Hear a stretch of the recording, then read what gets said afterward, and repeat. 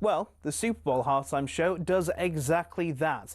In 2024, Usher brought in an audience of 180 million worldwide, the biggest ever in the event's history. But how did singing and dancing get to be the centerpiece of America's biggest sporting event? The first edition of the Super Bowl was held in 1967 when the Green Bay Packers beat the Kansas City Chiefs in Los Angeles. Because of the sheer size of the event, organisers wanted to put on entertainment at halftime for the fans in the stadium. It was a display of marching bands, dancers and pure USA patriotism, and that was the theme that followed for years. In the 1980s, the Walt Disney Company got involved and we started seeing some interesting and questionable displays. But we got our first glimpse of halftime shows to come in '93 when none other than Michael Jackson stunned fans with his 15-minute medley of his own smash hits. When he walked out on stage, he had to wait for the crowd's cheers to die down for about 2 minutes before even starting his first song. Diana Ross, Gloria Estefan, Phil Collins all starred in their own shows, as did Aerosmith, who performed alongside NSYNC. Things got a little bit out of hand in 2004 when Justin Timberlake and Janet Jackson produced perhaps the most famous or infamous wardrobe malfunction in history. Shows from the likes of Prince, Lady Gaga and Beyoncé are considered by critics as the best. To give you an idea of the scale of things, Rihanna's 2023 halftime show included roughly 800 people. These ranged from backing dancers to stage crew to camera operatives broadcasting to millions around the world. The whole stage for that show was built in roughly 8 minutes and was broken down and cleared away in the same time. The acts perform for free nowadays, even though the experts reckon it costs around $13 million to put on Rihanna's show. Artists know they'll rocket up the charts in the following weeks. Rihanna's average sales improved by 140% in the months following her performance. The Super Bowl halftime show will be a fixture in pop culture for years to come. So the question is, who next?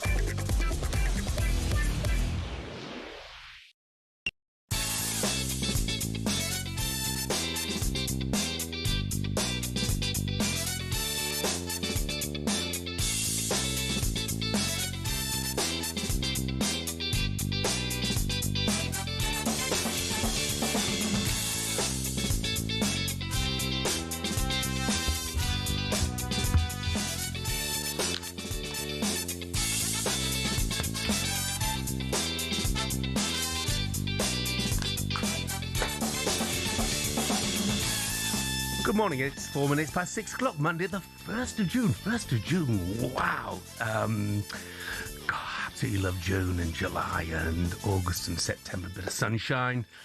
This is talkSPORT Breakfast with me, Jeff Stelling Dean Saunders and Arnold Clark. Buy a used car in the upgrade event and get 2 years free servicing plus a chance to win a cost of it back this June. Dino, Morning, Jeff. Alongside me. Morning, mate. How are you? Very well. Yeah, very good, really. I'm pleased. I played in a charity match yesterday, so I'm just pleased I never got injured. I Right. thought it was a ripped Achilles, ripped groin or hamstring waiting to happen. It was in Oxford for Yeah. Graham Souness's charity, Deborah. Oh, I was asked to go and host, and I couldn't because I had stuff on already. But how did it go? Great day. I mean, Ron Atkinson was manager of one team, and Graham Souness was the manager of the other team. And it went to penalties, 2-2. They scored right on the last kick of the game, went straight to penalties, not extra time. Matt Letizia missed. No chance. I thought he's never going to miss. Pen. Yeah. I don't think he's ever missed one, has he? Dragged He's it missed wide. one. Dragged it wide. Windass drags his over the bar. Windass missed his. Dave Thompson scored his. So I wasn't going to take one because I thought I might not even reach the goal. And I took the third one.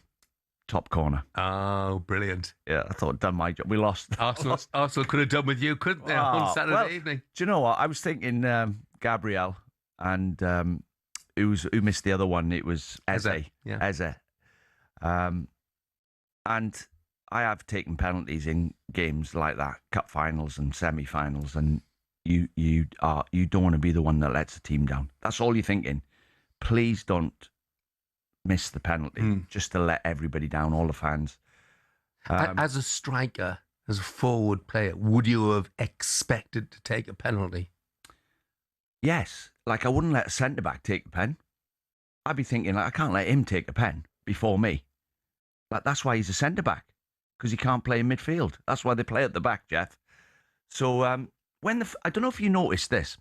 When the final whistle went in the game, the Arsenal game, the camera went straight on Maduaki. Now, I remember him fighting over a penalty playing for Chelsea. And he's stretching his calves as if to say, I've got cramp. And he only come on in the 60th minute. I know he played in extra time. And then I thought, I bet he doesn't take a penalty. He's give it the old, I got cramp. He might have, to be fair to him, but he never took a pen. Yeah. And you do get people who turn their back and walk the other way. Go on, lads. You know, you get on with it. So you've got to admire the ones who take the pens, and someone's got to miss at the end of the day. So it's harsh. But, Yeah. I know you got a different opinion on it than me. It's harsh but dramatic, you know. Yeah. I thought the game went exactly like they set out. Arteta's tactics were to smother Dembele, Kvaratskhelia and Doué, and that worked. Mm-hmm. He got everyone behind the ball. Havertz broke away, scored a good goal, and then they sat back in, and I thought, don't keep taking a step back. And once Havertz and Odegaard, who didn't take part in the game, by the way, invisible, once they stopped pressing on the front foot, the two centre-backs of PSG, they ended up sinking, and they never created any chances, to be fair. But Gyökeres come on, you think he's going to make some changes. He brought, I don't know how many £1 million worth of players he brought on, Arteta. And Gyökeres come on, and as a striker, myself, you have to get to the ball first. When we're defending and we clear a ball, or we pick our heads up, we've either got to be able to see your chest and hit you with the ball, or you've got to get to clearances first and hold the ball up for us. And he didn't hold one ball up. Yeah. And then when he got behind the ball, he was plodding in front of the defence, and they couldn't get out. No, he didn't do himself any favours. That is for sure. Look, I expected it to unfold in exactly this way. My thoughts briefly are that Arsenal, having scored the opening goal, they've seen the vulnerabilities in that PSG defence. So why would you then decide to sit and defend for 85 minutes? You mentioned Odegaard. He might as well have stayed in North London, because the way the game was played out, not using any of Arsenal's attacking attributes in an attacking manner, meant that, you know, he just wasn't involved. Now, Arsenal fans, I expect them to be proud of how their team has done. They've been the best team in England. They've won the league. They've got to the Champions League final. They came within a penalty kick of winning it. But when I look at Arsenal, you know when you see a baby who's not particularly pretty and you say, only a mother could love that. Well, that is Arsenal in a footballing sense for the neutral. And just talk for the neutral. For Arsenal fans, completely get it. But for the neutral, people want to see them playing more expansively.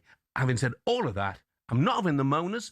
I'm not having the Spurs flops who are, you know, texting about things, putting messages on X. I'm not having Chelsea putting things on social media as well. Spurs and Chelsea, what have they won this season? Which European competition will they be playing in next season? The answer is none of them. You know, I'm not having people coming on and criticising Arsenal for that, including Gabby Agbonlahor and Jason Cundy, by the way, right out of order, And Sim, in the my producer, opinion. behind the glass. So, you know, so I get both sides of it. Yeah, I understand why the neutrals are not taken in, you know, not enamoured by Arsenal style, but I understand how Arsenal fans absolutely love them and love Arteta. Anyway, it wasn't to be for Arsenal. I'm going to say well done to Arsenal. They won the league. They lost in the Champions League final on penalties.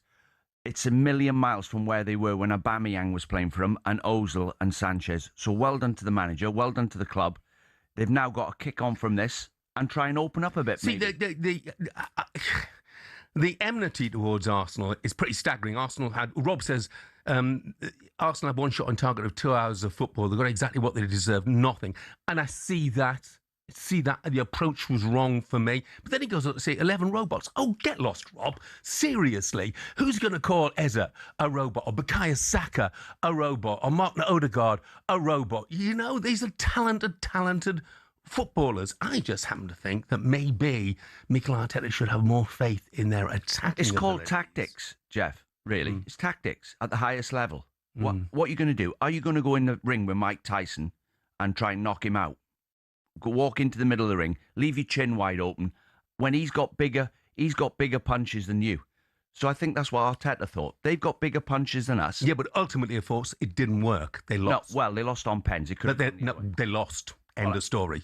I can't argue with you on that, but I thought they'd done what they set out to do, and it didn't work. They lost on pens. Yeah. I mean, this is really interesting, actually, because talkSPORT's Voice of Live Football, Adrian Durham, brought you the Champions League final. We also, one particular spectator, shown a lot of times during the course of that game. So Adrian had his say on Arsenal's approach to the game. Champions of England, 25%. They basically surrendered the ball against Paris Saint-Germain. They basically said, we can't compete on a football level, so we're just going to try and stop you and use our tactics, whichever way you want to describe them, streetwise or street smart or outhousery, whatever you want to call it. You know, that's the tactics that Arsenal tried to employ to get through and get the win in the Champions League final. It didn't work. I'd love to see them more expansive. I want to know really what Arsene Wenger, who was looking on at that final last night, what he really thought of the style of Arsenal, because he would never have played like that. 20 years ago, Arsenal played some great football, fantastic football. And I referenced the 4-2 on Good Friday in the Invincibles season against Liverpool. If you remember that, Henry's hat-trick, where he left Jamie Carragher on the floor. That's pure football. And there's none of that from this Arsenal side. Let's see Arsenal get back to where they should be, playing that kind of football. Because Arsene Wenger had faith in Arsenal's attacking abilities. I don't want to see Bukayo Saka, who's criticised in certain media outlets, and Trossard. I don't want to. The reason that they didn't pose any attacking threat was because they were busy doubling up on the PSG wide players. It wasn't down to them. I thought they both did fantastic jobs in the tasks that Arteta had set them out to do. The problem was it was a task that they shouldn't have been asked to do. Just on Arsene Wenger, he did have better players. Henry, Bergkamp, Overmars are miles better than Saka, Havertz, and Martinelli or Trossard. So he did have better players. Henry, there will be as Perez, Ray Parlour just behind him, Merson. He had better players. So if I had those players and I was a manager, I'd say we'll score more than you. Arsenal have got fantastic players. I'm not sure whether, well, in years to come, Saka's a good player, Trossard's a good player, Havertz is a good player. They're not great players, are they? When you think about it, they're not really great players. Henry, one of the best ever. Bergkamp, one of the best ever. Overmars. They had Perez. If you ask Arsene Wenger who was the best player you had, he says Perez.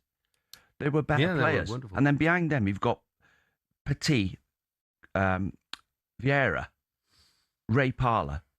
They were just better players. He had a better team, and it's a bit like PSG's team.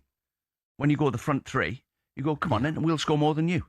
Just quickly, a P, as text says, Jeff, why should Chelsea and Spurs stop being rivals just because you feel sorry for Arsenal? I don't feel sorry for Arsenal, and nor should they. The point is, you don't post text taking the mickey out of a side who've done so much better than you have and your team has.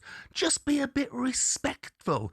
Daniel, the Chelsea fan, I think Chelsea fans have license to criticise. We won 2 Champions Leagues, and in the last 12 months we beat PSG, so put that in your pipe and smoke it. You beat PSG in the Club World Championship, for goodness sake, Daniel, which most clubs weren't involved with or interested in. Where did you finish this season? Just be respectful. I'm not an Arsenal fan.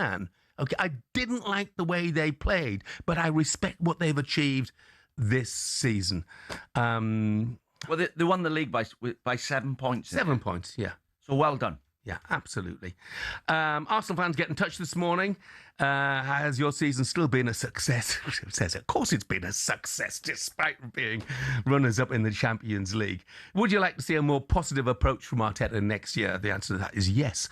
03717 2233 44. Coming up, we'll be asking whether Arsenal are irrationally detested by non-Gooners.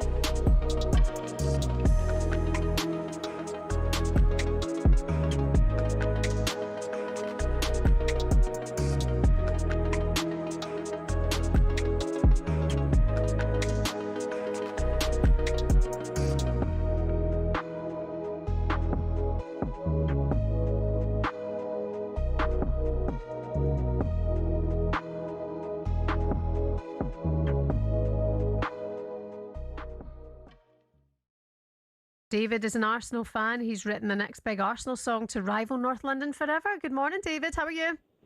Good morning, David. Let's talk about the right side of North London now, people. Championes, championes. Tell us about the song that you've written. Can you give us a blast on air? Oh, I'd love to. So it's called "We're Going All the Way" by my artist named Guna Gonna Sing. So if you're finding out, have a listen, blast out. And there's a little bit of an intro with a bit of commentary from the end of the Atletico Madrid Arsenal game. And then it goes into it like this. Are you ready? Yeah, we're ready. Unfortunately, we're ready. Okay, here we go. We're going all the way. The champions of England say, Arsenal! Arsenal! Rewriting history. Unbeaten every game we played. Arsenal! Arsenal! Mikel Arteta is our man. The Gunners going on for victory. North London is redder than ever. We're making history. Oh. You'll see, but we're going all the way. The champions of England say, Arsenal! Arsenal! And there you go. You get the drift? David. When are you on top of the pops, mate? Deary me. Listen, catchy, isn't it? Catchy. Not one bit, mate. I quite like that, David. Terrible. Listen, you're going to have to do more than that to get Gabby on Terrible, site this David. morning. Easy. You'll be singing it in your sleep in no time. Do me one favour, David. Never sing that again, please. Thank you, mate. David. Get ready to get the ultimate football fan winning feeling with talkSPORT Win. Because this summer, you and a mate could be jetting off to watch England versus Croatia live at the FIFA World Cup 2026 in Dallas, including tickets, flights, accommodation and more, courtesy of Adidas. Go to talksport.com/win to enter now, and you could be soaking up the incredible atmosphere at the FIFA World Cup 2026. For the chance to win every football fan's trip of a lifetime, enter now at talksport.com/win.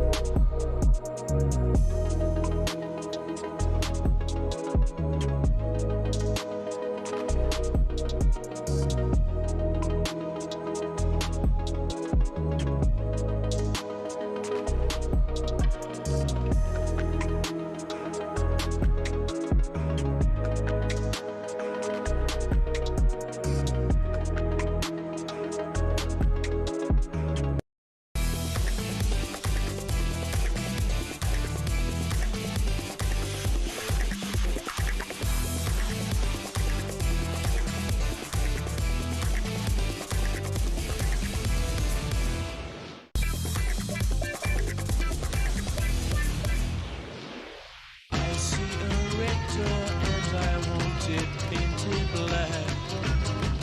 No colours anymore, I want them to turn black. Good morning, 20 minutes past 6 o'clock. I'm Jeff Stelling Dean Saunders with me. This is talkSPORT Breakfast. You need to be of a certain generation. Unfortunately, I am. To remember and appreciate that, Painted Black by the Stones. Why are we playing it? Well, it's because legendary guitarist Ronnie Wood is 79 today. I think Painted Black was I might be wrong, was pre-Ronnie Wood as far as the Stones were concerned, because he joined in like the 1970s after a spell with Rod Stewart in the Faces. But anyway, Ronnie. Well done. Happy birthday, Ronnie. Happy birthday, Ronnie. He looked rough when he was about 40. Yeah, he's a big character, though. Big. I met him just once, down at Wimbledon Dogs. And real good lad. Were you a fan of the Stones? Yeah, I preferred the Beatles. They're obviously a good group, but I preferred the Beatles. And Ronnie Wood's mates with Ronnie O'Sullivan, isn't he? Yeah. Played snooker with him. Yeah. Loves it. I played with Mark Williams the other day. Yeah. Golf. Great. I think good to say snooker. No, I played with his coach, Lee, who coaches him. And I said, quick, put the balls up. Yeah. I broke off. He took his jacket off. 51 break. I missed a red. 48 break. And he's his coach. And I said to Lee, if you played Mark Williams now, every day of the week, how many frames would you get off him? If you played 20 frames a day, how many would he win? Yeah. He went, about 2. He's that good. But I played golf with him. He's a good golfer as well. Good stuff. Dina says, I just want to say I don't think anybody, and I'm a Liverpool fan, should hate Arsenal's achievement. It's the fans that are getting it because they are the unbearable ones. And he quotes Arsenal TV, and he quotes one Piers Morgan as well. By the way, if you're going to text in, I love audio text. Read as many as I can. Put your name on them now, because I ain't going to read out the ones that haven't got a name on them, okay? So put your name on them. Time for a quick coffee break and a look at the back pages with Costa Express. The Costa Coffee Break on talkSPORT. Sponsored by Costa Express. Quality coffee, quality day. And Olivia Basaglo is with us. Morning, Olivia. You need to put your crash helmet on this morning. Whatever you do, tip from the top. Don't come in here talking about Chelsea. It's not Chelsea today, Dino. It's not. Who have you got today? It's Arsenal. All right, go on. They're on all the back pages. So this one's Gunners paint the town red, the back page of the store. Morgan after the night before. Rumours are that Arsenal are interested in Morgan Rogers. But it was Declan Rice saying, heartbreak won't stop us. We'll come back even stronger. Do you believe they will come back stronger from this, Dino? Well, he spent 250 million last summer and he got Gorkarez and who's the other one? Eze. He signed, didn't he? Yeah. He added to what they had. Gorkarez, after watching the game, is not the answer. Yeah. What did he cost? 100 million? No, about 60, 65, 70. Right, well, they need another one because it was obvious he couldn't get hold of the ball in a massive game. By the way, you're not getting away with what I seen you, R5 this morning, running around with a PSG scarf. No, can I just, I didn't buy this, by the way. I would never spend my money on something that's not my team. I got given it at the Champions League final when I was working. And basically it was only for Henry, who's the most... how do I describe Henry? One of those unbearable fans that Jeff was just talking about, reading out that text. That is Henry in the office, and we've got a bit of banter between me and him. He'll do it to Chelsea. I'll do it to him when Arsenal lose. So I just came and just put the PSG scarf around his neck. Just thought I'd just get a it little out bit there. of friendly banter, Dino. Yeah, I thought I'd get it out there though. And we like that. That'll come back and haunt you. Oh no, yeah, absolutely. We don't And lose. by the way, Champions to League answer your finals, question, I think now Arteta, he'll have to move on from. He's got to be thinking to himself, 25% possession against PSG in the final. What can I do to turn that into 50% possession? It's really hard because that PSG team are so good with the ball, and that Arsenal attack is just not. It's nowhere near the PSG attack. Whoa. Let's stop right there, because the PSG attack, and partly because of the way that Arsenal played, the PSG attack at the weekend was hopeless. Dembele, you talk about Gyökeres, Dembele was appalling. And this is, a man who's meant to be the best footballer in Europe. By the way, Kvaratskhelia, when they doubled up and didn't dare in the first half try and even attack Mosquera, who did a brilliant job on him despite conceding the penalty. And on the other side, Doué, who I absolutely love, was a non-event. I don't think Arsenal can go into these games believing we are inferior to other attacks, especially when you have the security blanket of the best back four in the Premier League, beyond question. But then why? They must have thought that, because why set up the way they did, which to me personally was the only way they were going to win that game, and they were one mascara mistake away from. I personally believe they would have won the game 1-0 because I thought Gabriel and Saliba were absolutely exceptional. But I think Arsenal looked at that game and looked at the semi-final and thought, well, if we... And listen, Bayern Munich's attack on paper is way better than Arsenal's as well. Look what happened in that game. I don't think Arsenal wanted to turn it into a game like that. And if they go and attack that PSG team, what might happen at the other end? So why do you think, Jeff, that they set up like that? Was it because they thought they were inferior? And are they inferior? It's because it's the way Arteta plays. 10-1-0s in the Premier League tells you that that's the way he likes to do it. To me, they've got terrific forwards. I want to see Saka being given license to attack. I want to see Eze start the game and being given license to thrill. I want to see Odegaard on the ball. So that's the manager. It's down to Mikel Arteta. Yes, it is. It's his style of football. And when you say, will they change next season? Will they seem different? I get that, Dino. But there's a part of me that thinks Mikel Arteta will say, we won the league playing this way. We won the Premier League playing this way. We darn nearly won the Champions League playing this way. Why would I change? If you're an Arsenal fan, and I'd have said to you before the game, 10 minutes to go, it's going to be 1-1. Would you take that? Yeah, of course you would have. So you can't criticise them too much. And also, I mean, I'm coming from a Chelsea perspective. Chelsea got battered in the Champions League final against Bayern Munich when we played them. And we took it to penalties and we won. And obviously that's the difference. But I felt like no one really criticised Chelsea for winning the Champions League. Why have you brought that up? Again, you couldn't help yourself. I'm trying to give credit to Arsenal. You couldn't. Dino, I'm actually trying to give credit to Arsenal. But you said we. Again, yeah, because we beat Bayern Munich. Because we played like that. Yeah. Chelsea played the exact same way that Arsenal played. Yeah. And we had Drogba up top. And that was probably the difference. And I was there that night, and you were appalling. We were appalling. Chelsea were dreadful. 100%. And if the footballing gods had been looking down, Bayern Munich would have won that game. Mind you, they did have home advantage. Yeah. But, which strikes me as being ludicrous. When you sat in that seat and you're a manager, right, you do... This is your job.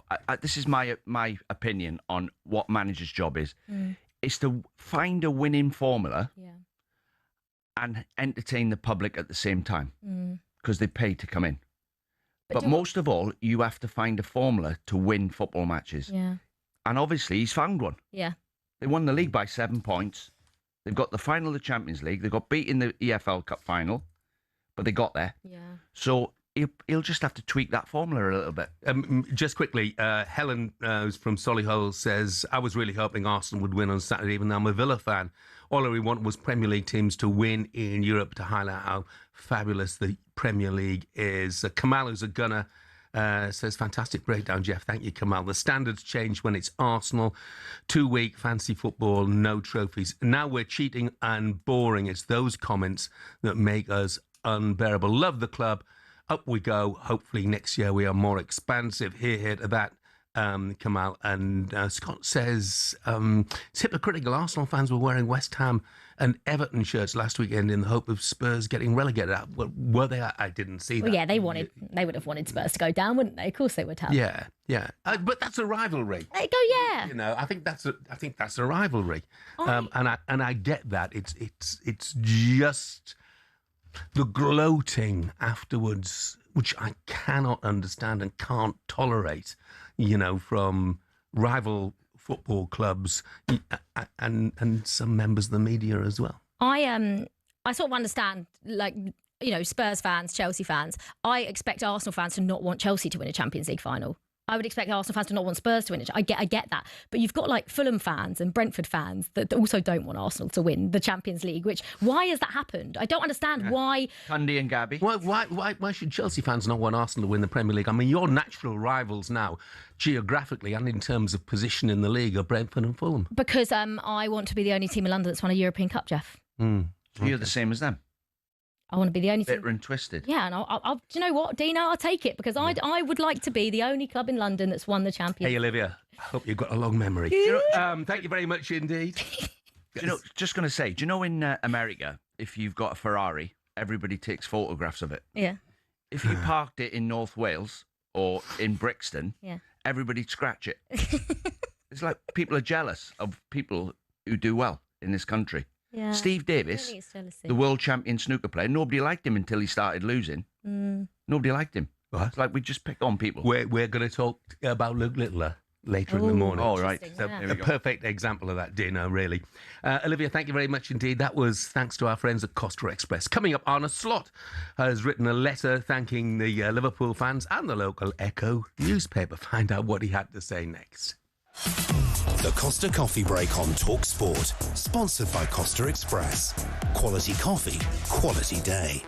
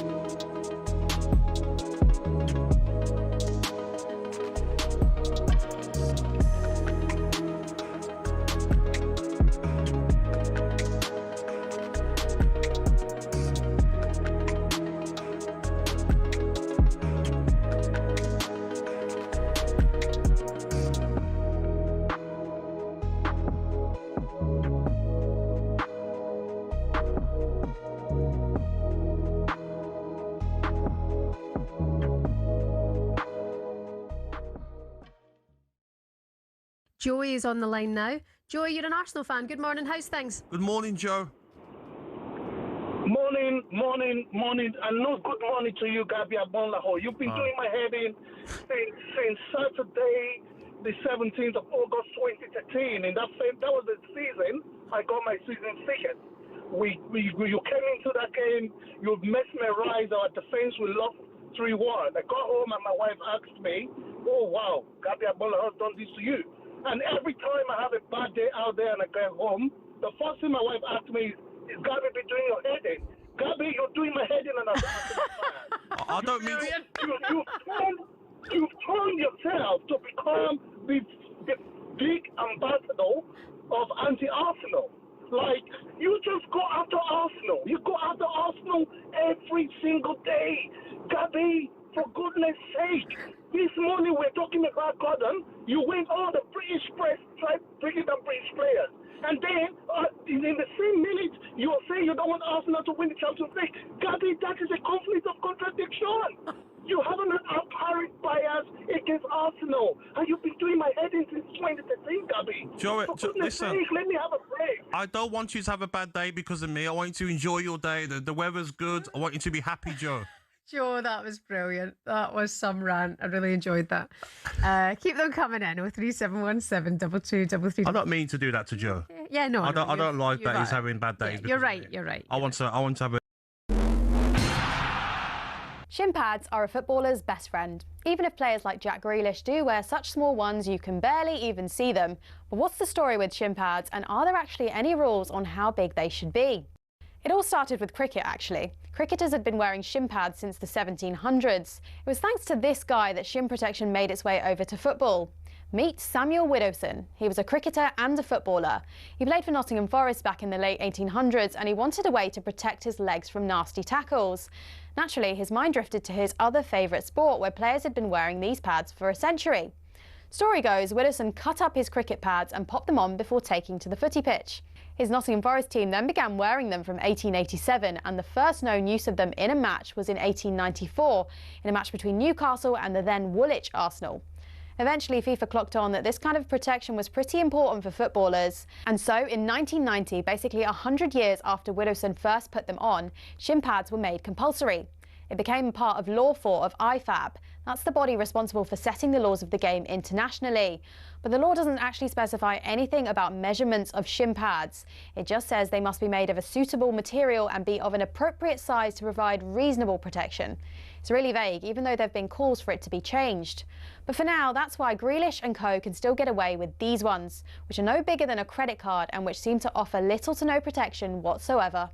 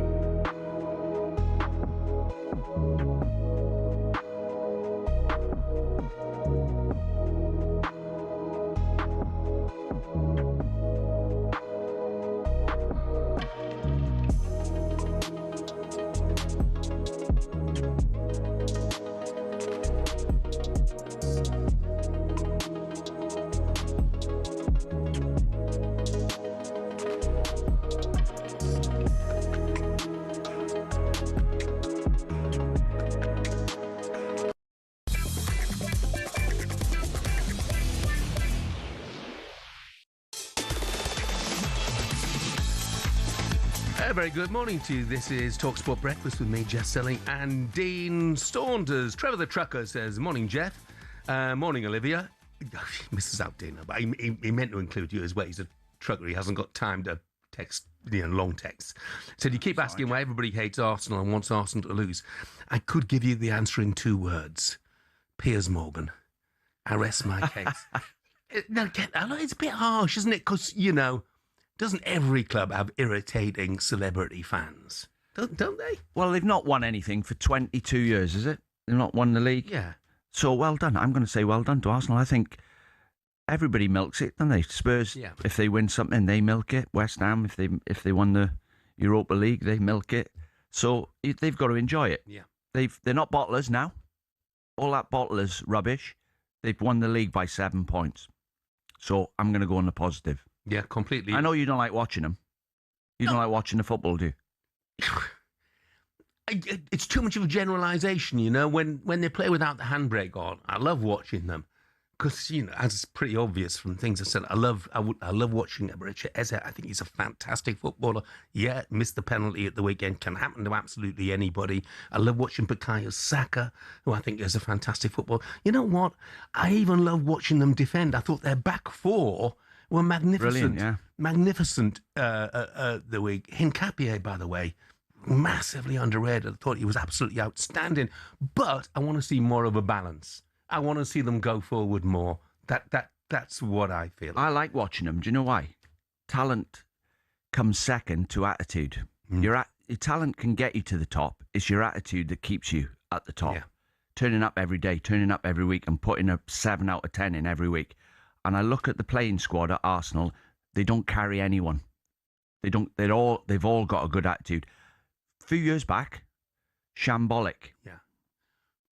Yeah, I completely agree. Look, very quickly, 2 quick tests because we're miles behind. Richard in Sheffield says, love you, Jeff, but you're so wrong about the PSG attack. They had no choice but to shoot from 25 yards when Arsenal parked the bus with 11 men. I get that, Richard, but I felt PSG, they've got to show more quality, in breaking down Arsenal. I thought Vitinha was by far the best player on the pitch, by the way.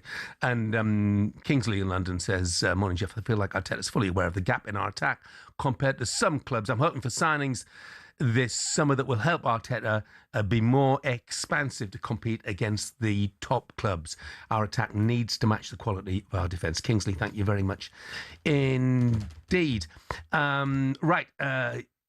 Despite winning the league last season, hours before the Champions League final, Liverpool sacked their manager Arne Slot. Former Reds midfielder Danny Murphy had his say. Moments after Slot's dismissal, he was asked whether he was surprised at all.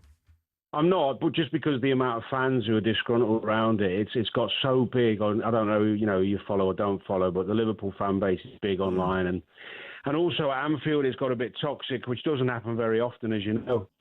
I think the style of play is what's done him. At Anfield especially, you have to go after teams. You have to be 100 miles an hour. You have to have high energy, intensity, the dynamism, all of that's what it's not been there. And the fans demand it. It doesn't matter whether you're struggling, whether you can't sit off teams and be too tactical at Anfield, and it's hurt him. Teams have come there and outplayed them and looked comfortable, and it's just not the Liverpool way. For more on this, I'm delighted to say joining us now is the Mirror's Liverpool writer, Jim Boardman. Morning, Jim. Morning, Jim. Morning. Jim, I look at the stats, 84 points 2 seasons ago to 60, first to fifth, a goal difference 45 down to 10. Was it inevitable that Slot would go? Yeah, I think so. I mean, it felt like it was inevitable to me back in November, but a lot of fans, had more patience. But as the season goes on, you just see it sort of tumbling. More and more fans are starting to say it's time for a change. And it wasn't just the results. The style of football wasn't really appealing to many fans. So many Liverpool fans were coming out of games and thinking, what have I just watched? We know how much have I paid to just sit and watch that? And it isn't just the result. I think you can put up with less exciting football if you win it, and you can put up with defeats if you've got exciting football. And Liverpool had neither. And I think you're right. I mean, Liverpool don't want to just be scraping into the Champions League because results go their way on the last day of the season or anything like that. Liverpool want to be up there at the top, challenging, and they were nowhere near. And that's just not good enough. But I think what really sort of does it is that fans were thinking, well, there's no sign of him having any ideas on how to fix it. There's so many criticisms, and then when you get to a point where he's being openly booed because of a substitution of a young player, that tells you that Anfield's tipped. You know, Liverpool fans, match going on or not, they might say what they want online, but when you're in the ground, you tend to stay quiet if you're really annoyed with things. You certainly don't boo unless there's a really good reason for it. And I think really that Rio substitution was the bit that proved to the world really that it had just gone too far. There was no patience, and he needs to go into next season, whoever the manager is, having the patience of the fans, and you can't have a whole season when you start with no patience. Yeah, Jim, I mean, you can sum it up. If you spend $500 million, 500 million on your team and you don't improve it, you're going to get sacked. And that's what he's done. The team's got worse and he spent 500 million. I think there's a few reasons why he's been sacked. 9 players left the club. Kelleher, Quansah, Trent, Andy Robertson wasn't playing. Harvey Elliott, Nunez, Jota, Diaz. Too many players have left the club after winning the league. Too many new players come in at once, all trying to keep their own head above water. The style of play, when's the last time you've seen Van Dijk hitting Salah's chest with one pass? When's the last time you've seen Trent used to hit Mane's chest with one pass? And they were that strong, the wingers, they were getting the ball early and getting 1v1 situations and getting at teams. He's turned it into a Dutch style of football that no one likes watching. Sideways, come back out, sideways, not pressing from the front. And then Salah's comments that he's made, 3 times he's thrown his toys out the pram. I'm a bit disappointed with Salah, really. Well, very disappointed. A legend of a player. And he's ended up putting the boot in the manager, walking out the door. And obviously, the people above have gone, right, obviously the dressing room's not with him. 12 players should be ashamed of themselves, like in the tweet. And, there's them reasons why he got sacked. Not just one. No. I mean, I think what led to the sacking was really down to the football, the way that they played, and it was, the results. They obviously all that plays a part in it. But of course, fans booing shows you there's discontent there. And what Salah did, it felt as though Salah was sort of acting as the spokesman for the dressing room, though. And I do wonder, how many other dressing rooms might have been glad to have had a spokesman like Salah when they've been going through a situation like that. Do you know what though, Jim? Sorry to interrupt you. If you don't stamp on that, you get young lads doing it on Twitter. If you don't stamp on that situation, it's a free-for-all at the club. It's a team game. No, it's not. Salah, look what Salah's done for Liverpool. If anybody has earned the right to have his say, it was Mo Salah. Well, why didn't he say it just to the manager then, behind closed doors? Say to the manager, look, we need to get back to... But you do that in public, you've got a problem, because the rest of the group think they can go on Twitter and start criticising the club. This is Liverpool Football Club. You don't do things like that. You don't go on social media and criticise the way the team's playing. Sorry, Jim. Go behind closed doors. Fair enough. Sorry, Jim. Jim, go ahead. Sorry, have your say, mate. No, it's fair enough. It's a big topic, isn't it? And I think, one issue on that as well is that Liverpool Football Club don't usually let things get as bad as they got this season. They are patient when it comes to how long a manager stays in the job, but there's a lot of fans really wanted to change this season, and even to the point where some fans were saying maybe there needs to be an interim boss to come in before all these players get so demoralised that they're not going to sign new contracts, that they're going to want to leave, that they're not going to be passing word on to the mates to try and, when you're trying to attract new players in. The whole club just felt demoralised. Jim, do you not think the players should look in the mirror? Don't blame the manager. 12 months ago, they won the league. Do you not think some of the players should say, that's our fault? We've not played very well. It's all too easy to always blame the manager, and it's never just the manager. And I think when you go down the path of always just blaming the manager and bringing a new one in, you start seeing problems. I won't name any other Premier League clubs that have been acting like that in recent years, but you can all think of some. There's got to be more to it. And I think the new manager that comes in needs to look at the players and look at who's going to fight for him, who's going to be on his side, who's going to put everything into it. But it is still the manager at the end of the day that's directing them. But another defence of the manager as well, I don't think for 1 minute he didn't try his best. He did all he could. But I think, there comes a point when you maybe are out of your depth. He wasn't as experienced as maybe Liverpool need, or maybe the experience was there, but it just didn't turn out to be the right experience. And I just think you've got to sort of look at the powers that be slightly above him as well. Slot came in as head coach, not manager. That's the first time Liverpool have used that title. And the impression is that these people above him, Richard Hughes, that are going out signing players. And last summer's transfer business was a lot of money spent, but spent too late. So that's got to be looked at. Yeah, it was sort of vaguely ironic, wasn't it? That I think Richard Hughes made the announcement about Arne Slot. A lot of people are pointing the finger at Richard Hughes as well. Look, Jim, sorry, we're out of time, mate, but thank you so much. Thanks, Jim. Thank you. Cheers. The Liverpool writer for the Mirror, Jim Boardman there. Coming up, are Newcastle going to be weaker next season, having lost Anthony Gordon to Barcelona?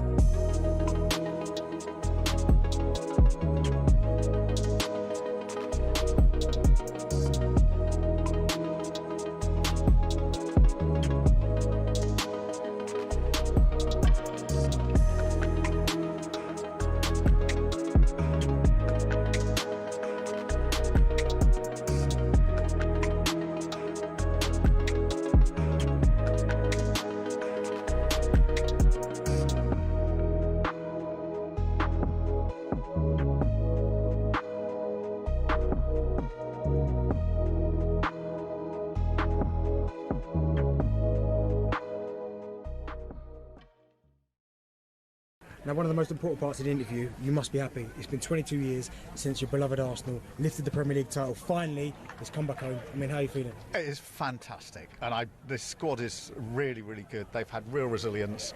I do genuinely think they're the best team in the Premier League this year. I'm really glad to see them win it, and hats off to them, because they did really well. The pressure was then really on with 5 or 6 games to go. Suddenly it looked like starting the title race all over again. They pulled through, and they've done brilliantly. And 22 years is a long time to wait. It is a long time. But we've done it.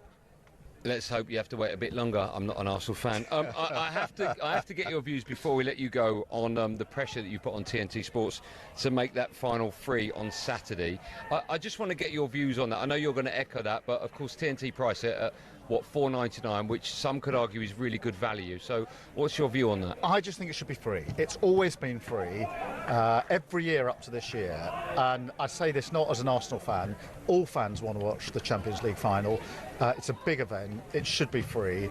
And that's why I wrote to them to say, please make it free. I'll renew that, actually. I really do think they should do that. I think it's the right thing to do.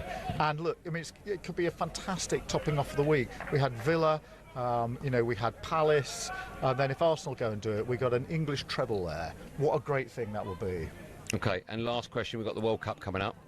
How important is it that we bring home the World Cup to lift the nation? Oh, so important. It would be fantastic. Obviously last done under a Labour government. Let's hope it can be done. Get ready to get the ultimate football fan winning feeling with talkSPORT Win, because this summer you and a mate could be jetting off to watch England versus Croatia live at the FIFA World Cup 2026 in Dallas, including tickets, flights, accommodation and more, courtesy of Adidas. Go to talksport.com/win to enter now, and you could be soaking up the incredible atmosphere at the FIFA World Cup 2026. For the chance to win every football fan's trip of a lifetime, enter now at talksport.com/win.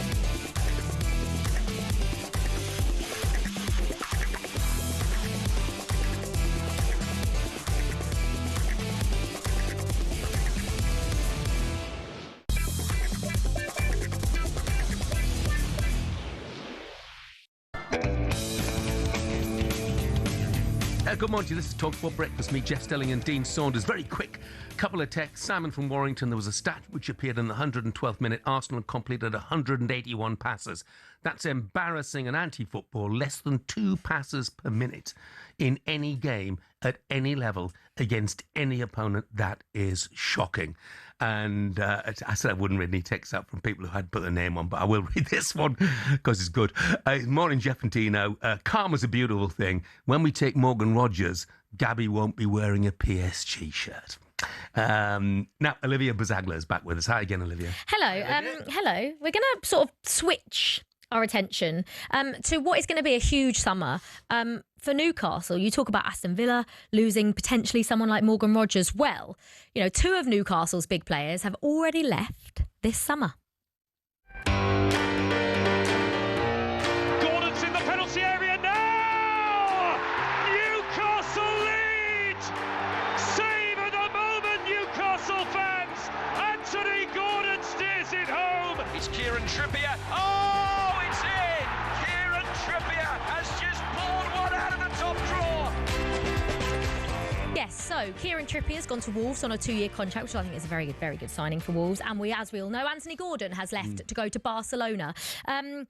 Especially Anthony Gordon, a really good move for him, you would say. What did you make, Dino, of him speaking Spanish on his unveiling video? Well, you've got to say well done to him. I mean, I can't speak Spanish. I played in Portugal. I can't speak Portuguese a little bit. I can speak a little bit of Turkish, but I couldn't have a conversation with someone. When you... Because, listen, Anthony Gordon must have been learning for a while. So do you think he knew about this move, or do you think he was just doing it? He said, I always knew I was going to play for Barcelona. Yeah, no, he didn't. No, he didn't. So do you think he was just learning Spanish because he wanted to learn Spanish? Well, he said, I always wanted to play for Barcelona. Do you believe him?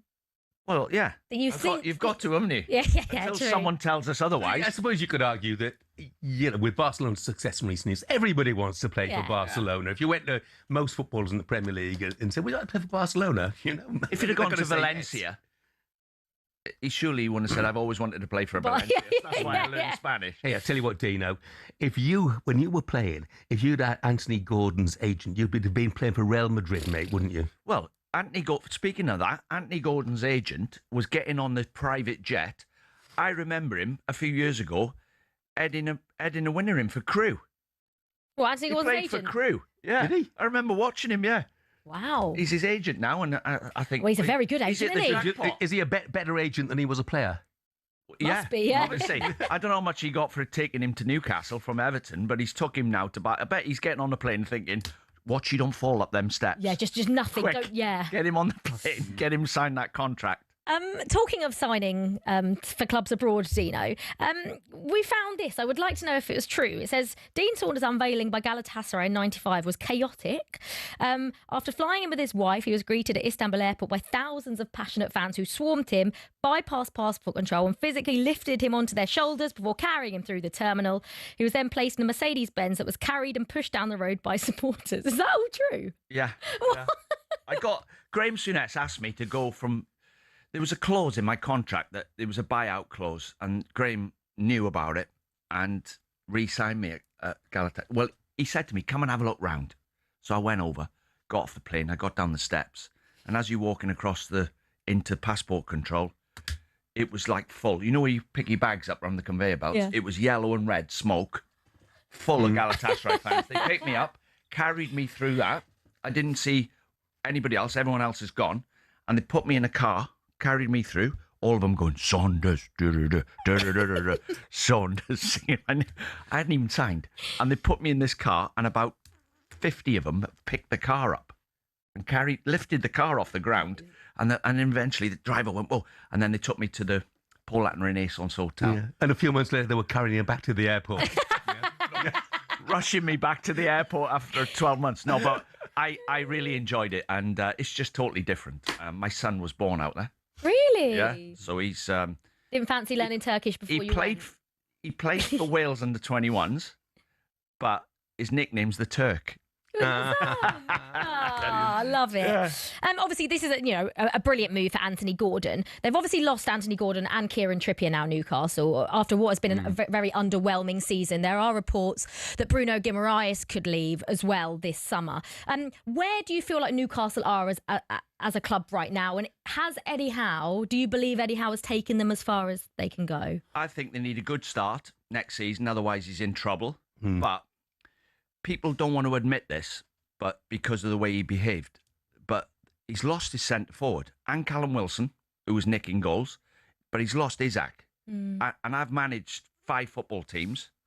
I'm telling you now, if you lose your centre forward, your team, it's points gone. They spent a few quid trying to replace him, though, on Valdemar and Wissa. Hasn't worked. But you can't replace him unless you've got 130 million. So what I mean is when we talked about Slot, when you apportion blame, the manager takes some of the blame. Of course they do.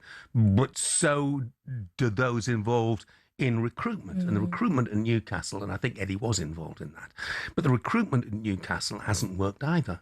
I remember, what was his name now? I can't... Played for me at Chesterfield and went to Stoke, went to Hull City. Stoke, can't remember his name. He'll kill me for this. But we sold him to Hull City for 1.5 million, and the chairman says, "Can you find a replacement?" I said, "Yeah, if you've got 1.5 million, give me 1.5 million, I'll find someone as good as him." So Isaac last season got 30 odd goals. Yeah. He was involved in 17 goals as well. To replace that, you need 130 million. Valdemar cost 50. I think it was a little bit higher than that. Yeah, a bit higher. It's not as good as Isaac. Well, no, but there are not a lot of strikers that are as good. When he's fit and firing and on his day, I know obviously he's had his injury issues at Liverpool and it hasn't quite worked out. And we don't know if it will work out, but it's difficult to replace a player like Alexander Isak. Well, if you calculate it over his career, Isaac, and you calculate Newcastle's points tally at the end of the season, and you want to add it up, how many points has it cost Newcastle losing Isaac? It's about 10 points. And that's the difference between that and potentially European football, I suppose. Yeah. I mean, I think I think there was more than just losing Isaac, to be brutally honest. But look, as far as Newcastle are concerned, you're absolutely right. I think Eddie Howe needs a good start next season. They need to get some momentum. It'll be interesting to see what they do in the transfer market during the course. They can't spend the money though, Jeff. Restricted. No, but there will be money to spend. Obviously, it's going to be a bit like Villa. Restrictive amounts, that is for sure. But hey, they're getting money in for Anthony Gordon, aren't they? Which, he's a bit part player for them. They've done so well to get that amount of money, Francis. Absolutely. Olivia, thank you very much indeed. Morning, Jeff and Dean. Great analysis of why Slot's gone. Jim's insights nailed it. It's sad it took Salah's outburst and the crowd booing, but we couldn't become as boring as Arsenal. Thank you, Paul. And Daniel, a Chelsea fan, says, Jeff, you're such a hypocrite. Salah can criticise the manager for what he's done in the game, but Chelsea can't criticise a team losing the Champions League final after what they've done in Europe. Well, the difference, Daniel, and it's pretty obvious to anybody, is that Mo Salah was a principal part of Liverpool's success season after season after season after season. And he was criticising something that he knew all about. Chelsea fans and Chelsea are criticising Arsenal, who are a rival club. Salah was criticising from within. Chelsea are criticising out of envy in the view of a lot of people. Right, coming up, let's take a look at what we got on breakfast for you. Superstar Breakfast preview on talkSPORT with Travis Perkins. Manage your Travis Perkins trade account online at travisperkins.co.uk or via the Travis Perkins app. Coming up next, we'll ask French football expert Julien Laurence whether Luis Enrique is now an all-time great after winning a third Champions League back-to-back with PSG, of course. We'll also catch up with big Arsenal fans Joel Bayer and Jeff Shreves later this morning. That was our breakfast preview with Travis Perkins. Superstar Breakfast preview on talkSPORT with Travis Perkins. Get free next day track delivery. Head to travisperkins.co.uk or download the app.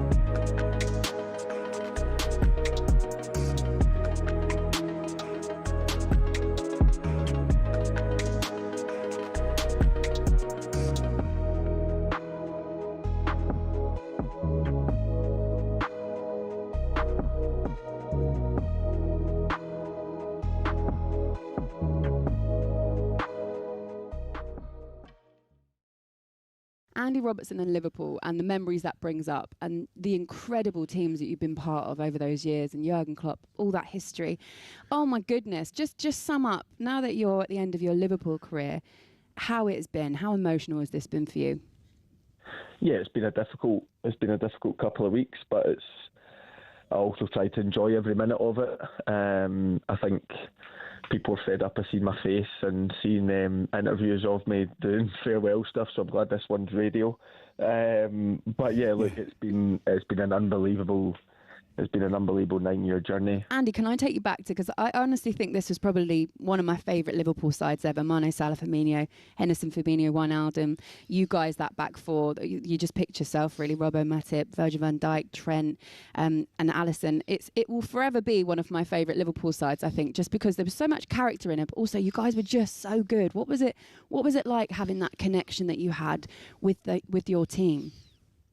Yeah, look, that was, I think, I've spoke about it, quite a few times, but it's like that was the best time because, we were all kind of climbing the mountain together as such. None of us were the best player in the league. None of us were the best in our position. None of us were, we certainly weren't the best team. And I just think every day you just started seeing it slowly but surely piece all together. The Premier League's profit and sustainability rules are sold to us as financial fair play, a way to keep clubs from going bust. But there are those who feel it's starting to look a lot like a system that protects the big boys and keeps the rest in their lane. Here's how it works and why people feel that way.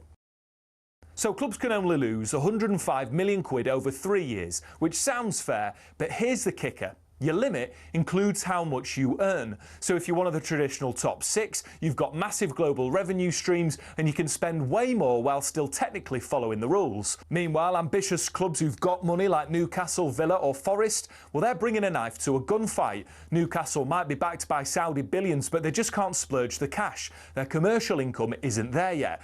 Want to buy world-class talent? Well, PSR says to them, your owner might have the money, but you're not making enough in shirt sales in Asia for that. The Magpies won their first domestic trophy since 1955, qualified for the Champions League, which you'd think would be a great springboard for them to go on and start building a team to challenge at the top. But because of PSR restraints, they couldn't break their wage structure for a new Alexander Isak contract, and look what's happened there. Nottingham Forest tried to invest to survive. They did that, but they got punished anyway. Meanwhile, clubs like Spurs, until last season, hadn't won a trophy in over 18 years, but because they rake in cash from the new stadium, they get a much bigger PSR allowance than a newly promoted club who are just trying to stay up. And let's not forget the loopholes these big boys are exploiting. Chelsea found the trick with those long contracts, selling the women's team. City are masters of related party sponsorships. Etihad this, Etisalat that, all within the rules, and fair play to them for capitalising on those opportunities. But what about the smaller clubs? They don't have that luxury. Now look, financial sustainability matters. Nobody wants another Bury or Morecambe situation. But there's increasing concern that rather than levelling the playing field, the current rules cement the existing hierarchy. So what's the solution? Well, either loosen the reins so ambitious clubs can spend within their means, or cap spending based on something other than revenue. Otherwise, we're just watching the same 6 teams swapping silverware most seasons while the rest play musical chairs for 7th. And that, folks, ain't what the Premier League was built on.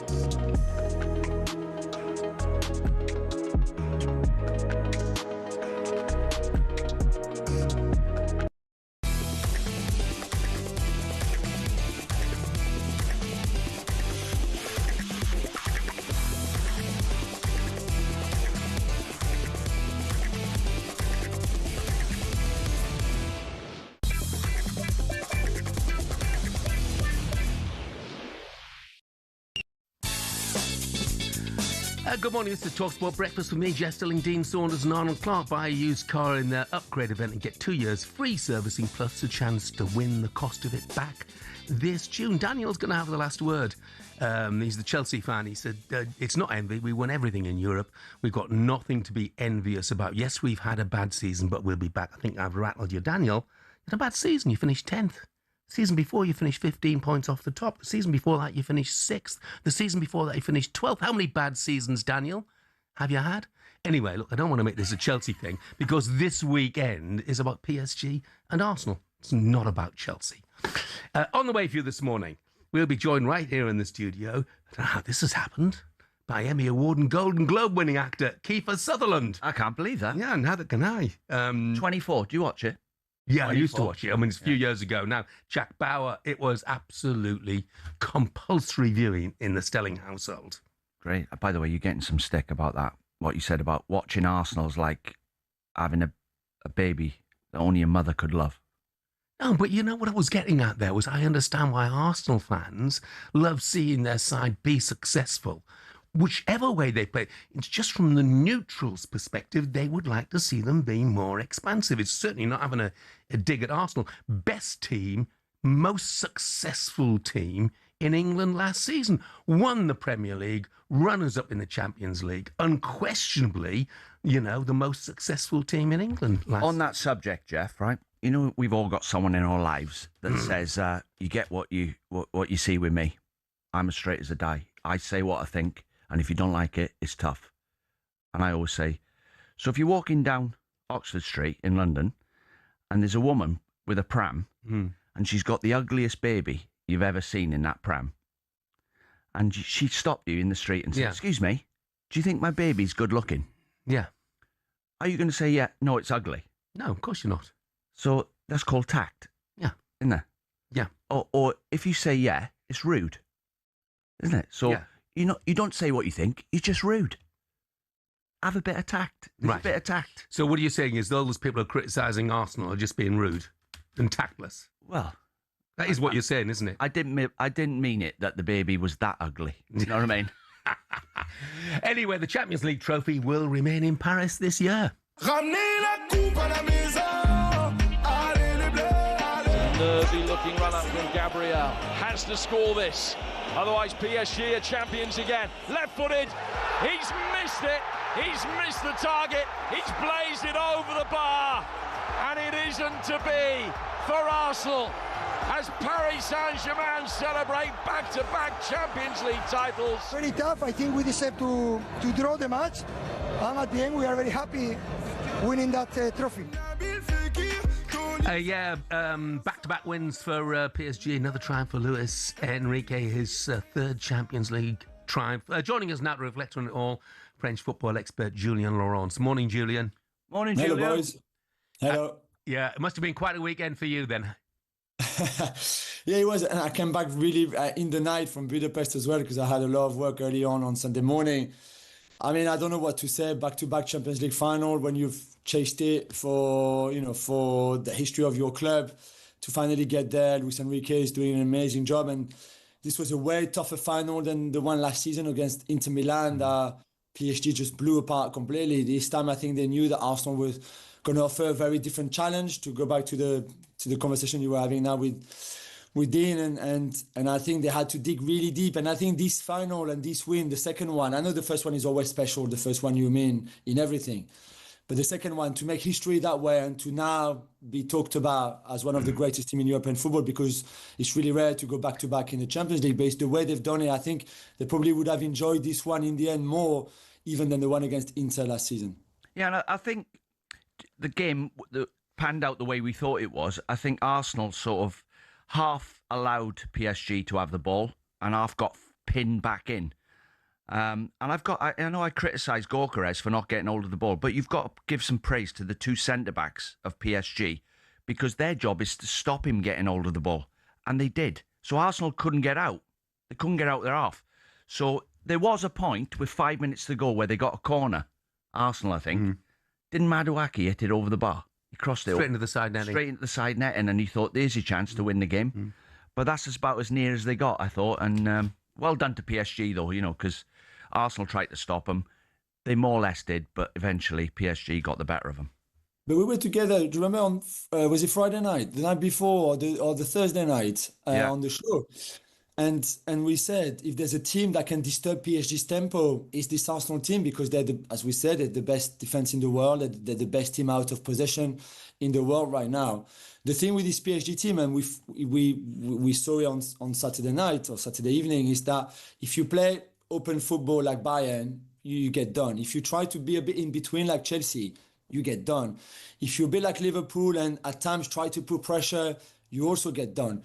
And then I think Monaco was the last team to really cause problem to PSG. They had a back five in the playoffs. They played really well. They had quick counter-attacks.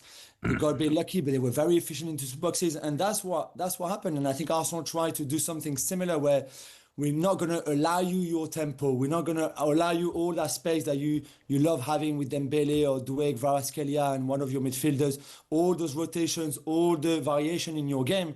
And they did that really well. That Mosquera mistake and the penalty they gave away just changed everything a bit. But I think this is one of PSG's toughest games this season. Yeah, I mean, I think all the neutrals, Julian, all the neutrals were delighted for Luis Enrique because of what he's been through, in his life. But I just want to talk, obviously, a lot of the talk over here is about Gabriel stepping up as a central defender and missing that crucial penalty. But from a PSG point of view, what about Beraldo? Tell us about him stepping up and taking what turns out to be the winning penalty. Yeah, an incredible story, Jeff, really, because he's a young Brazilian who was highly rated in his country. PSG bought him in January a year ago, so 18 months ago, as a centre-back, left-footed centre-back, very good on the ball, but probably a little bit slow, in his pace, on the turn as well for the top of European football. Ligue 1 is okay, but, Champions League, big games, etc., etc. So he didn't get much game time this season until Luis Enrique thought, hang on a minute, your left foot is great, you're tall, you're strong, you're a smart player. Why don't I play you more in midfield than in defense? And he's been doing really well in the last 4 months or so as a holding midfielder when Vitinha comes off, to get a bit of a race to Vitinha. I thought he came on and did okay in a game that was a very cagey game, but still. But then for him to take this penalty, but his left foot is great. And at such a young age, he's only 21. He's got a really nice future ahead of him, whether in midfield or as centre-back. Yeah, hard act to follow Vitinha, by the way, as well. Best player on the pitch. I mean, the argument would be for against Arteta, or it's quite an interesting debate. If Arteta had PSG's front three, would he still play with 4 centre-backs at the back? I think so. I think that there's part of him that obviously wanted his first 3 seasons. I heard you talking about more expensive. His first 3 seasons were far more expensive than the last 4 months or so that we saw. Even the first half of this season. I mean, the Bayern Munich game they played in the league phase back in November was outstanding with and without the ball. And in that second half, Bayern Munich, probably the 3rd best team in Europe after PSG and Arsenal, just didn't exist at all at the Emirates. So they know how to do it. They're capable. I think lately, because of the pressure of getting results and winning trophies, and this time he had to try something a bit different than what Bayern, Liverpool or Chelsea did. And so he did. And it turns out that's also what they're very good at. So no problem at all there. But after the game, it was interesting in his press conference. I was there and he said, we need one-on-one kind of world beaters. People like Kvaratskhelia. He didn't mention Kvaratskhelia, but the idea of I can take anybody on dribbling and I will beat you one-on-one, and then I create something like that. And I think their recruitment for Arsenal this summer will be very, very interesting on that level. Julian, thank you very much indeed. Thanks, Have a great summer.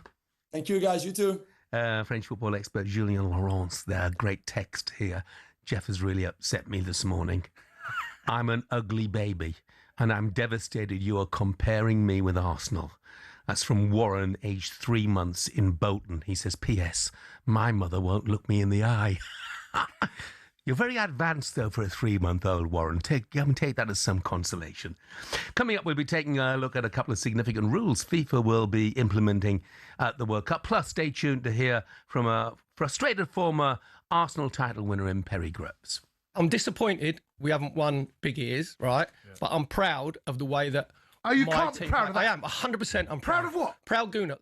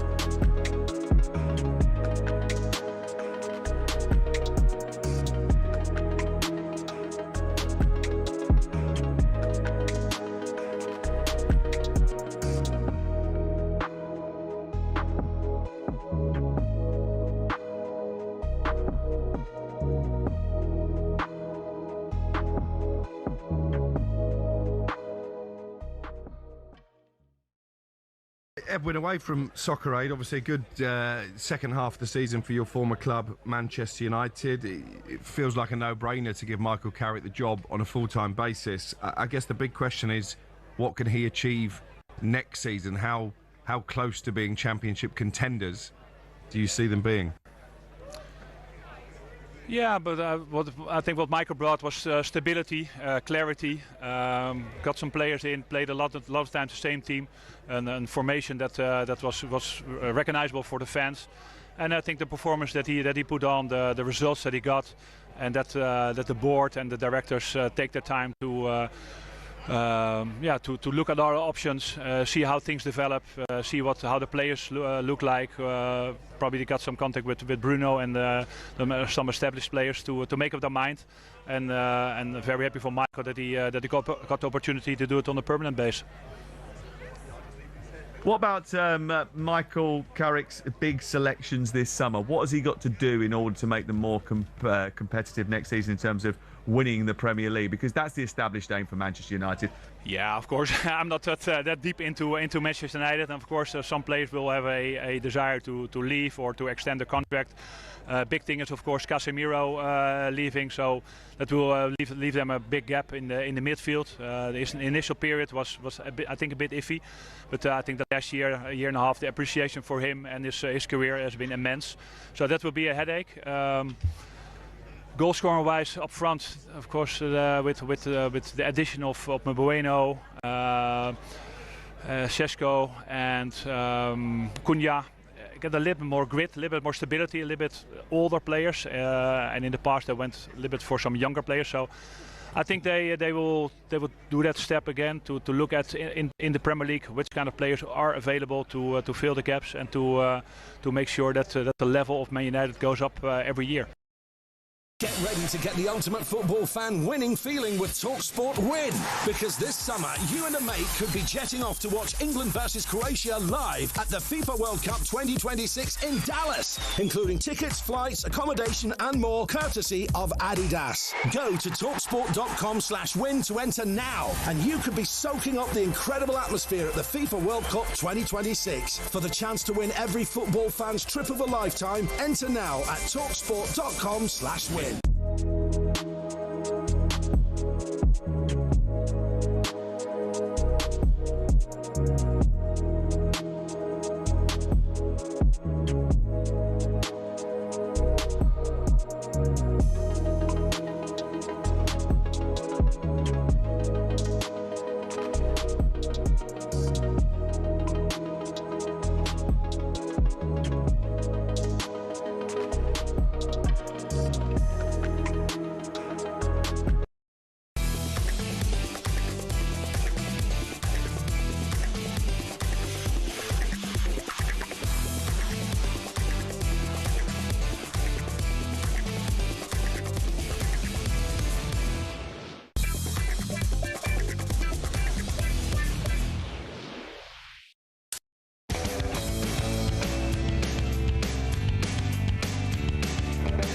Good morning, this is talkSPORT Breakfast. I'm Jeff Stelling Dean Saunders is with me today. Time now for this.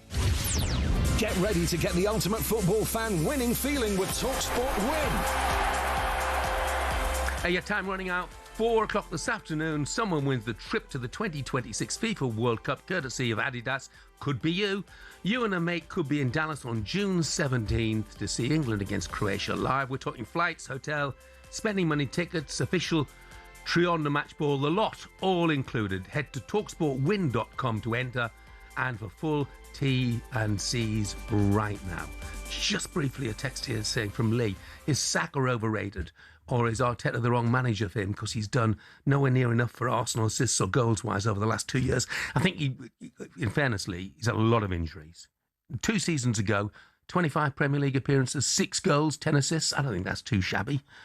This season, badly affected by injuries, 7 goals and 5 assists. But maybe you're right. A more expensive manager, Jeff, might suit him better. In my opinion, he's a good player, and he could be a great player. We'll wait and see if he takes himself. Because I would say to him, your job's to get the byline with or without the ball. That's your job. It's not to turn back and pass it back. You can do that when you're knackered, but your job is to get at the fullback get to the byline, so a centre-back has to come out of the box, and our strikers are free in the box. Yeah. That's your job. And I get that, but he didn't get the opportunity to do that at the weekend. Kvaratskhelia, by the way, certainly in the first half, every time he got the ball, that's exactly what he did. He came straight back.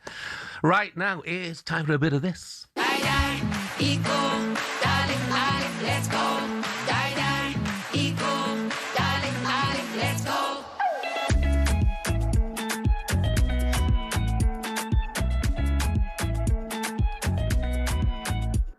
I actually didn't hear that. I should have put my earpiece in. So. All right. It's a bit of the Die Die song. Is that the World Cup song? Well, it must be. Remind me to switch on World Cup TV coverage after that has been played. Okay. Yes, we are going to talk about the World Cup because IFAB have announced a few rule changes. Just a reminder, every single game is live for you on talkSPORT during the World Cup. Now, some of these rule changes. So first of all, IFAB have announced that players at the World Cup will be stopped from going to the technical area to talk to coaches when goalkeepers are injured. That's Pierluigi Collina has revealed, obviously the legendary referee. So the goalkeeper tactical timeout has become a hot topic in recent years. It is used by a manager to get new instructions to his players or to impact the momentum of the opposition. Just first of all, do you agree with that one? Do you like that rule coming in? Do you think it can be implemented? Yep, it's pitiful. Yeah, because it's pitiful. We saw it again at the weekend. You know, with David Raya going down. He's not alone, by the way. Every single goalkeeper does it. It's completely unacceptable for a fan. I've done it.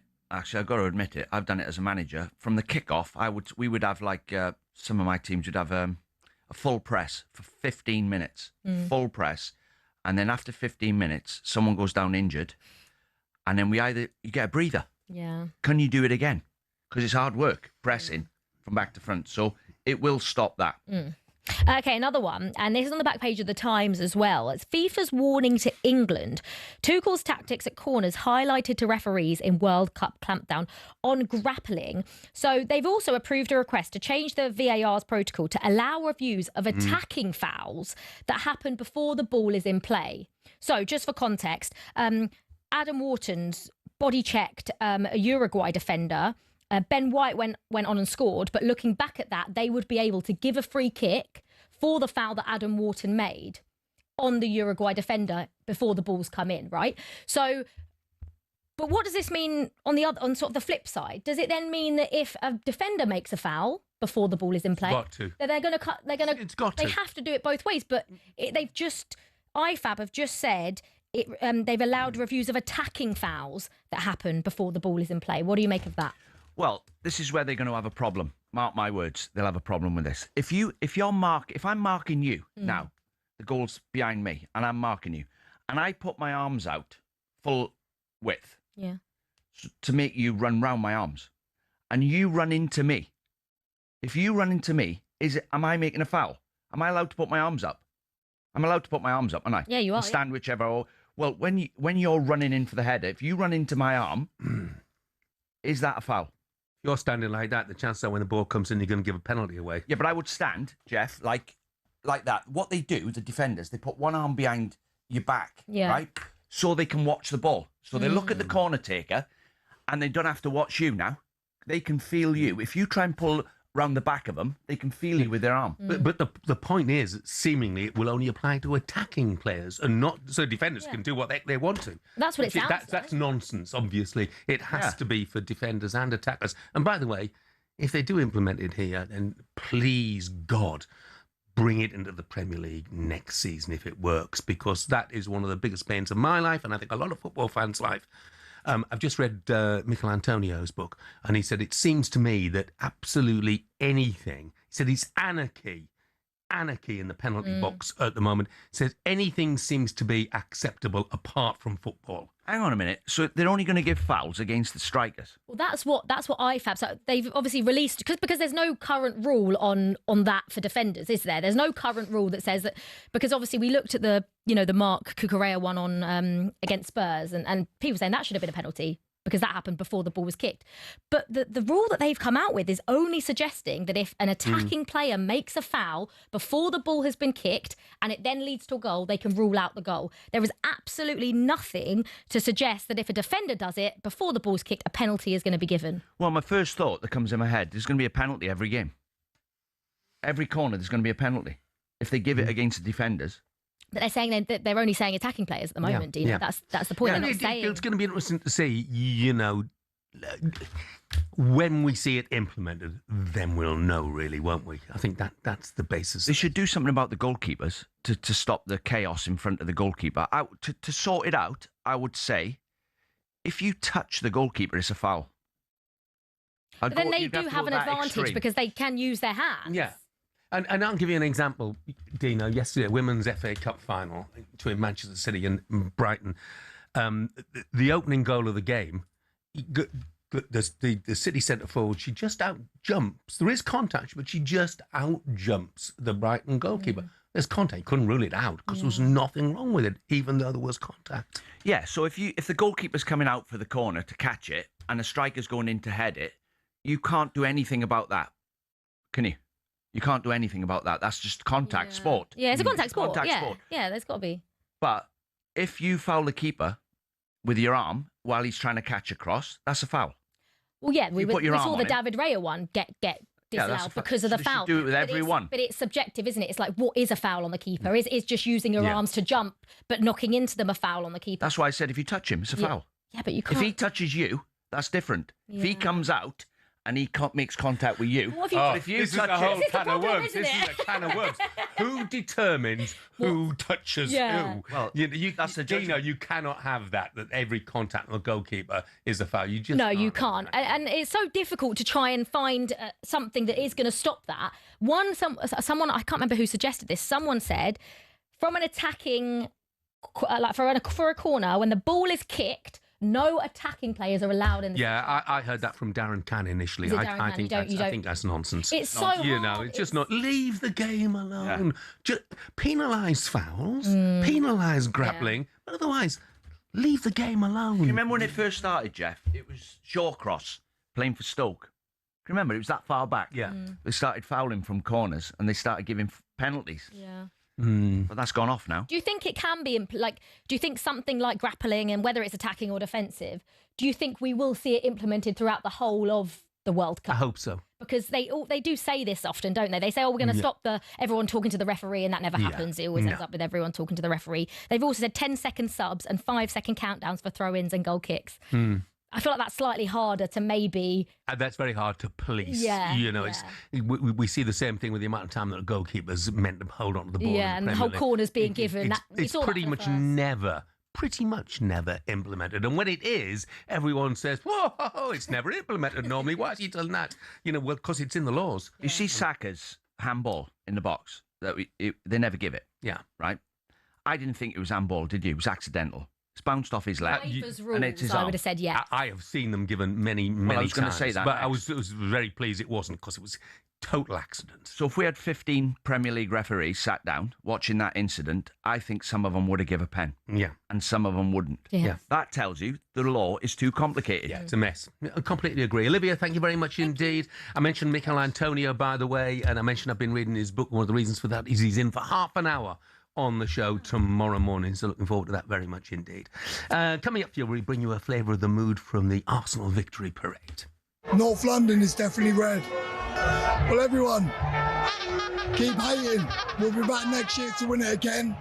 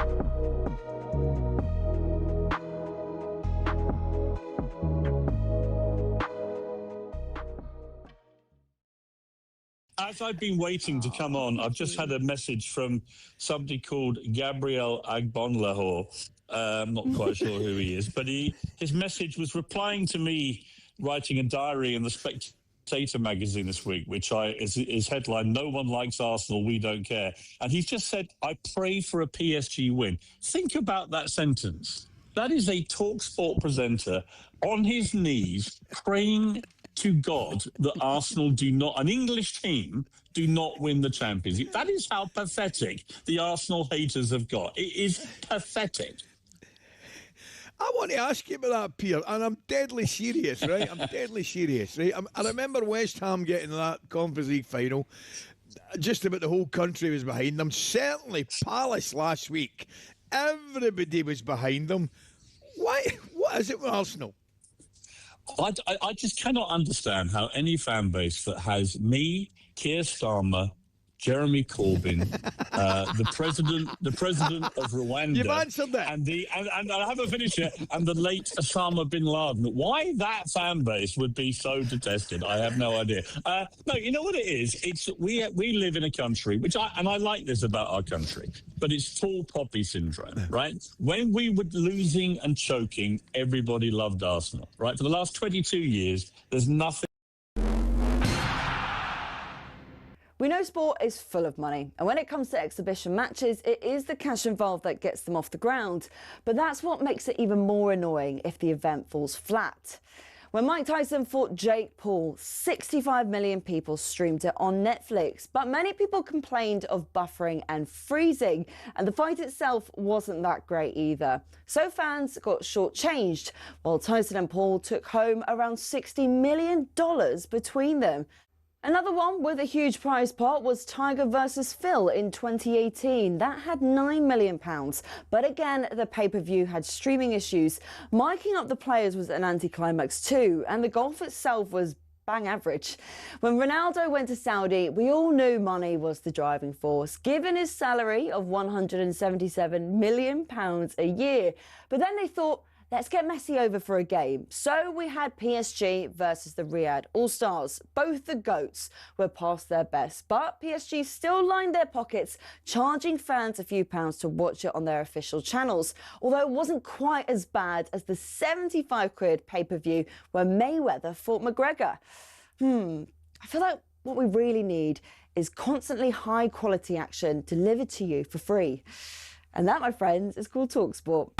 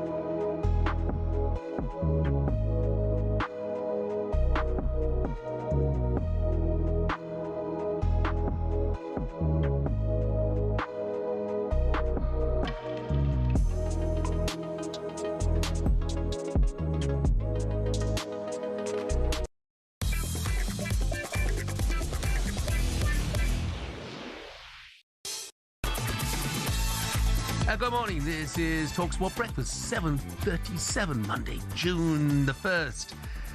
It's me, Jeff Stelling Dean Saunders, and Arnold Clark, who are celebrating a massive summer of football. Buy a used car in June, and you'll be entered into their weekly draw to win the cost of it back. Briefly, Darren says, the only thing I would say about time wasting, said morning everybody, by the way, the only thing I would say about time wasting is just stop the clock every time it goes out for a throw. If it's 10 seconds, it's 10 seconds. If it's 12 seconds, it's 12 seconds. You know, very much a la American football, NFL. That's exactly what they do. Why can't they do it in football in this country? I have no idea. Right, now it's time for a bit of this. Bring it home on talkSPORT with Sky Glass, the TV designed for football. Find out more at sky.com/glass. Yeah, all last week we've been giving away the ultimate Superfan TV package thanks to Sky Glass. And today is the last chance to win. So we have randomly selected 2 players from our online entries. First up, it's Mike. Morning, Mike. Morning, Mike. Good morning. Morning, Jeff. Mike, who's your teammate? Liverpool. Oh, right. You pleased Arnie Slot's gone? Well, it was a disappointing season, wasn't it? I mean, we were lucky to just get Champions League, so very lucky actually. So yeah, I think it was the right decision, and onwards and upwards for the Reds. Okay, Mike. Up against you today, Mike, is Carl. Morning, Carl. Morning, Carl. Good morning, Good morning, gents. How are we? Yeah, we're good, mate. Who do you support? I am also a Liverpool supporter. It's a local derby. Brilliant. So, same question to you then, Carl. Were you pleased that Slot has gone? Yes, in a way. I think obviously he had some issues with injuries and things this season, but yeah, it's been a bit embarrassing. And I suppose the only good thing today is that at least Liverpool are going to win something this season. Going to win something this season. What? What do you mean? Well, one of us is going to win, and we're both a Liverpool. Right. Oh, you mean? Yeah, you got us both there, Carl. But thanks very much indeed. Yeah, you're absolutely right, Mike and Carl. Then the 2 Liverpool supporters going head to head for the chance to win the Sky Glass TV and the year-long Sky subscription. So this is how it works, guys. I'm sure you know. 30 seconds each to answer as many World Cup questions as you can. You're allowed to pass if you don't know the answer. We can only accept your first answer.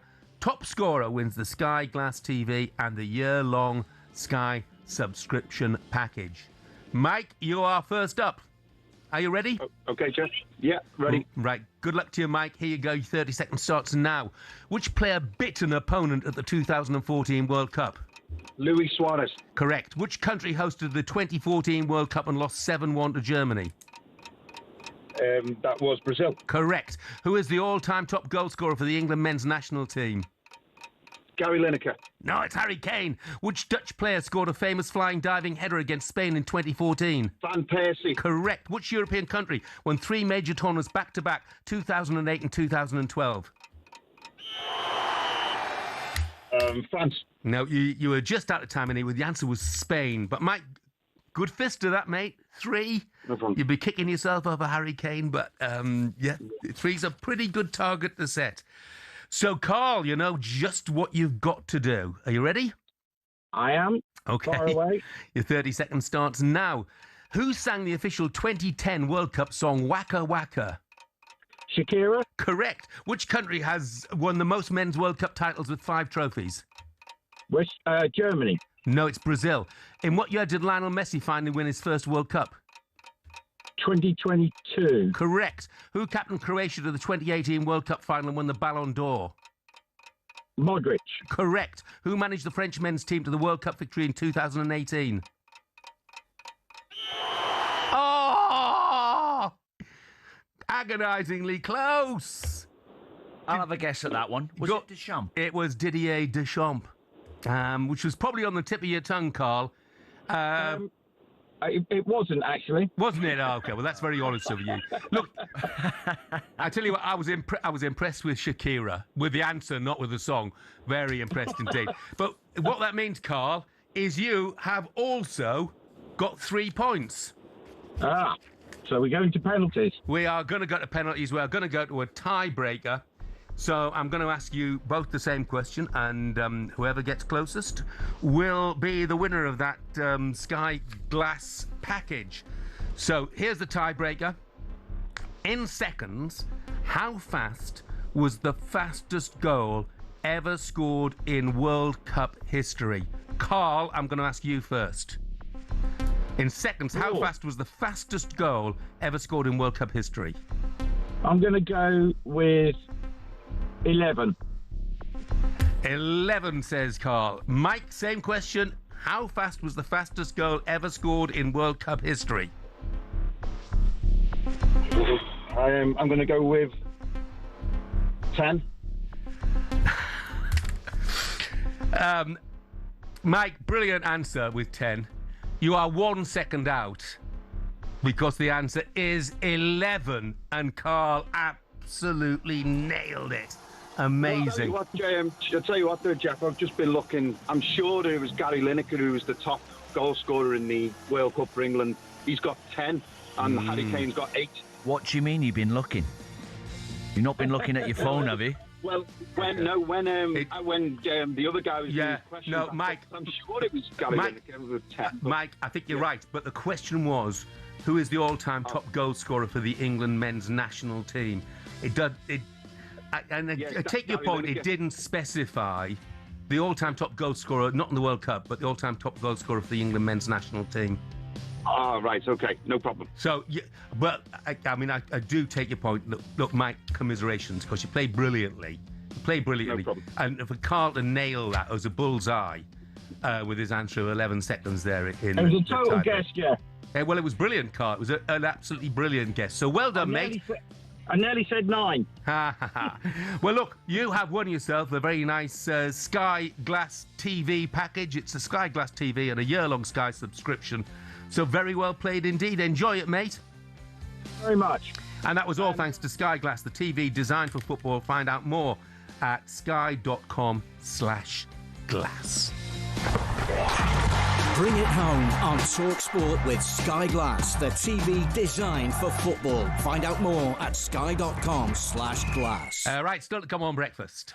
Superstar Breakfast preview on talkSPORT with Travis Perkins. Go big on landscaping with Travis Perkins. Find everything you need at travisperkins.co.uk. Texts have exploded since 6 o'clock in the morning. Big Arsenal fan, fresh from Budapest, Joel Bayer, explains that Arteta ball is the way forward. He'll be in the studio to explain why at 8. Let's get a flavour of the mood on the streets of North London yesterday. Boys, look at it. Millions. You read us off all season. But we're champions. Gabby, oh, they're going to lose. Jamie, see you in the championship, baby. Lee, did you always believe this season? Did you always believe with their moments of wobble? Yeah, it was hard. Yeah. But this year it had to be. We made the right transfers in the summer. We got the squad depth. We had to win something this year, and the Carling Cup, the FA Cup, they're not the ones. But the League Champions League last night, we probably wasn't good enough, but we got the league, and just look at today. This is what it means to London. North London is definitely red. It's definitely red. The hate watch has been huge this year. The hate watch has been huge, and well, everyone, keep hating. We'll be back next year to win it again. I'll tell you what, it was an amazing sight. What an amazing sight that parade was. And I came into London last night, and the trains and the tubes, they were awash with Arsenal fans. Hope they all had a brilliant day. Coming up next, let's find out what message Arnie Slot has for the Liverpool fans. That was our breakfast preview with Travis Perkins.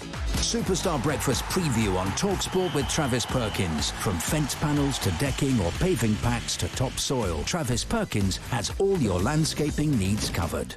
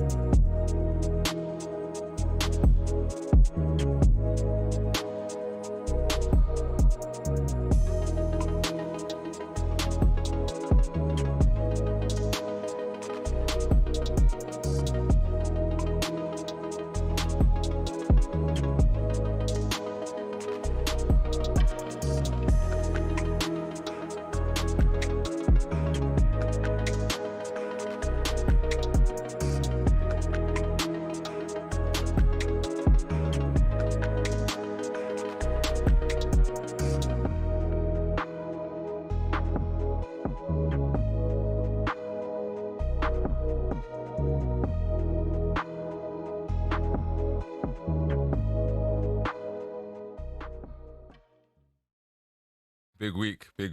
Come on. Big week. Can I get congratulations? I'm happy for you. Congratulations. Thank you very much. much. Do you know how pathetic this is? You got a Tottenham fan sort of celebrating. You can't celebrate. You come in straight in. Bro, at least like maybe a cup of tea first. Bro, straight in. No, mate, because your entire gait and approach is wrong. This is unjust. This isn't how it works. Darren sitting next to me, giving it the big one, is just about fair enough. They're champions. They can get away with it. You can't come in here as a Tottenham fan and celebrate. You've got to celebrate. You're smiling. Where did you finish? What did you celebrate? Where did you finish? I'm not celebrating. Where did you finish? No, we finished mid-table. I'll put something to you. We had the same season as you. I kind of agree with that. I just think it's crazy that you came in here. You came in here like the cat that got the cream. No. This is the thing. I think what people are confused about. No one celebrated finishing 17th. We celebrated the fact that we're not going to be in a championship. You don't get that. What don't you get about that? No one wants to be 17th, but once we're in a relegation fight, you want me to be upset that we're staying up, bro? I'm happy, bro. I think it's shameful that you can find anything to celebrate at the moment. And this is the thing that Tottenham fans are doing. They're sort of going, we kind of won. We won. We succeeded. We made it. Like, no, you lost. The fact that we're having this conversation. No, we're having this conversation. He's coming in with a different level of smoke. Yeah, he has. I had an ice cream earlier. He has. No, literally, I was enjoying the weather. Yeah, he's coming in on war honestly. Crazy. I just can't believe it. I've witnessed you in real life. You've walked through the door like the cat. You want me to come in here? It's 30 degrees outside. How do you want me to walk in? I think you should come in here very reticent and basically say, "Oh my God, by the skin of our teeth, we got away." Bro, you know I don't play for Spurs, right? You know that. Get ready to get the ultimate football fan winning feeling with talkSPORT Win. Because this summer, you and a mate could be jetting off to watch England versus Croatia live at the FIFA World Cup 2026 in Dallas, including tickets, flights, accommodation and more, courtesy of Adidas. Go to talksport.com/win to enter now, and you could be soaking up the incredible atmosphere at the FIFA World Cup 2026. For the chance to win every football fan's trip of a lifetime, enter now at talksport.com/win.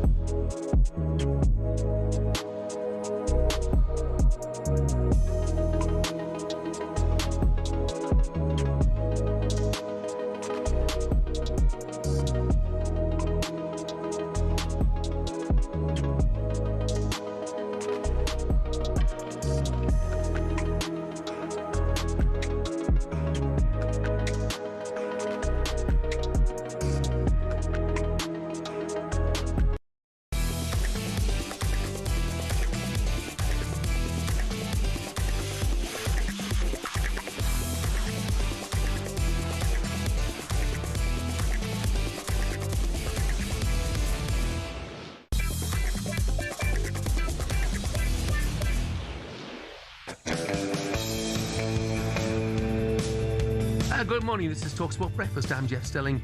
Dean Saunders is with me. Headlines today, Mikel Arteta is said to be personally leading the push to bring in Aston Villa's Morgan Rogers after their title triumph. England striker Ivan Toney's been cleared to travel with the squad for the World Cup despite remaining on bail in connection with an alleged assault at a London club. An outgoing Liverpool manager, Arne Slot, has issued an open letter to the Liverpool fans following his sacking on Saturday. So the connection we share goes beyond football, beyond European nights under the Anfield lights, or the sound of "You'll Never Walk Alone." I sort of feel, Dino, he would say, he's not going to go and say, you fans, you've got to be pushed out in the end. No, he's proud to be manager of Liverpool. It's a great football club and it's a big honour to be the manager. He won the league last year. He can walk away. I think he can walk away holding his head up high. Although he spent 500 million and didn't make the team better, the style of football, the fans weren't having it, and Mo Salah's on the way out. His greatest ever assist. Well, that's what KTB has messaged me on X and said, Jeff, whether you guys understand us or not, Mo Salah's best assist for LFC was taking Slot with him. Don't get me wrong, I agree with everything that Salah said. But you do not say that out in public. You say that behind closed doors. Okay. That's not the way Liverpool do things. One thing we should say about Arne Slot is they can never take away the fact that he won the Premier League title. Time now for our coffee break with Costa Express. The Costa Coffee Break on talkSPORT. Sponsored by Costa Express. Quality coffee, quality day.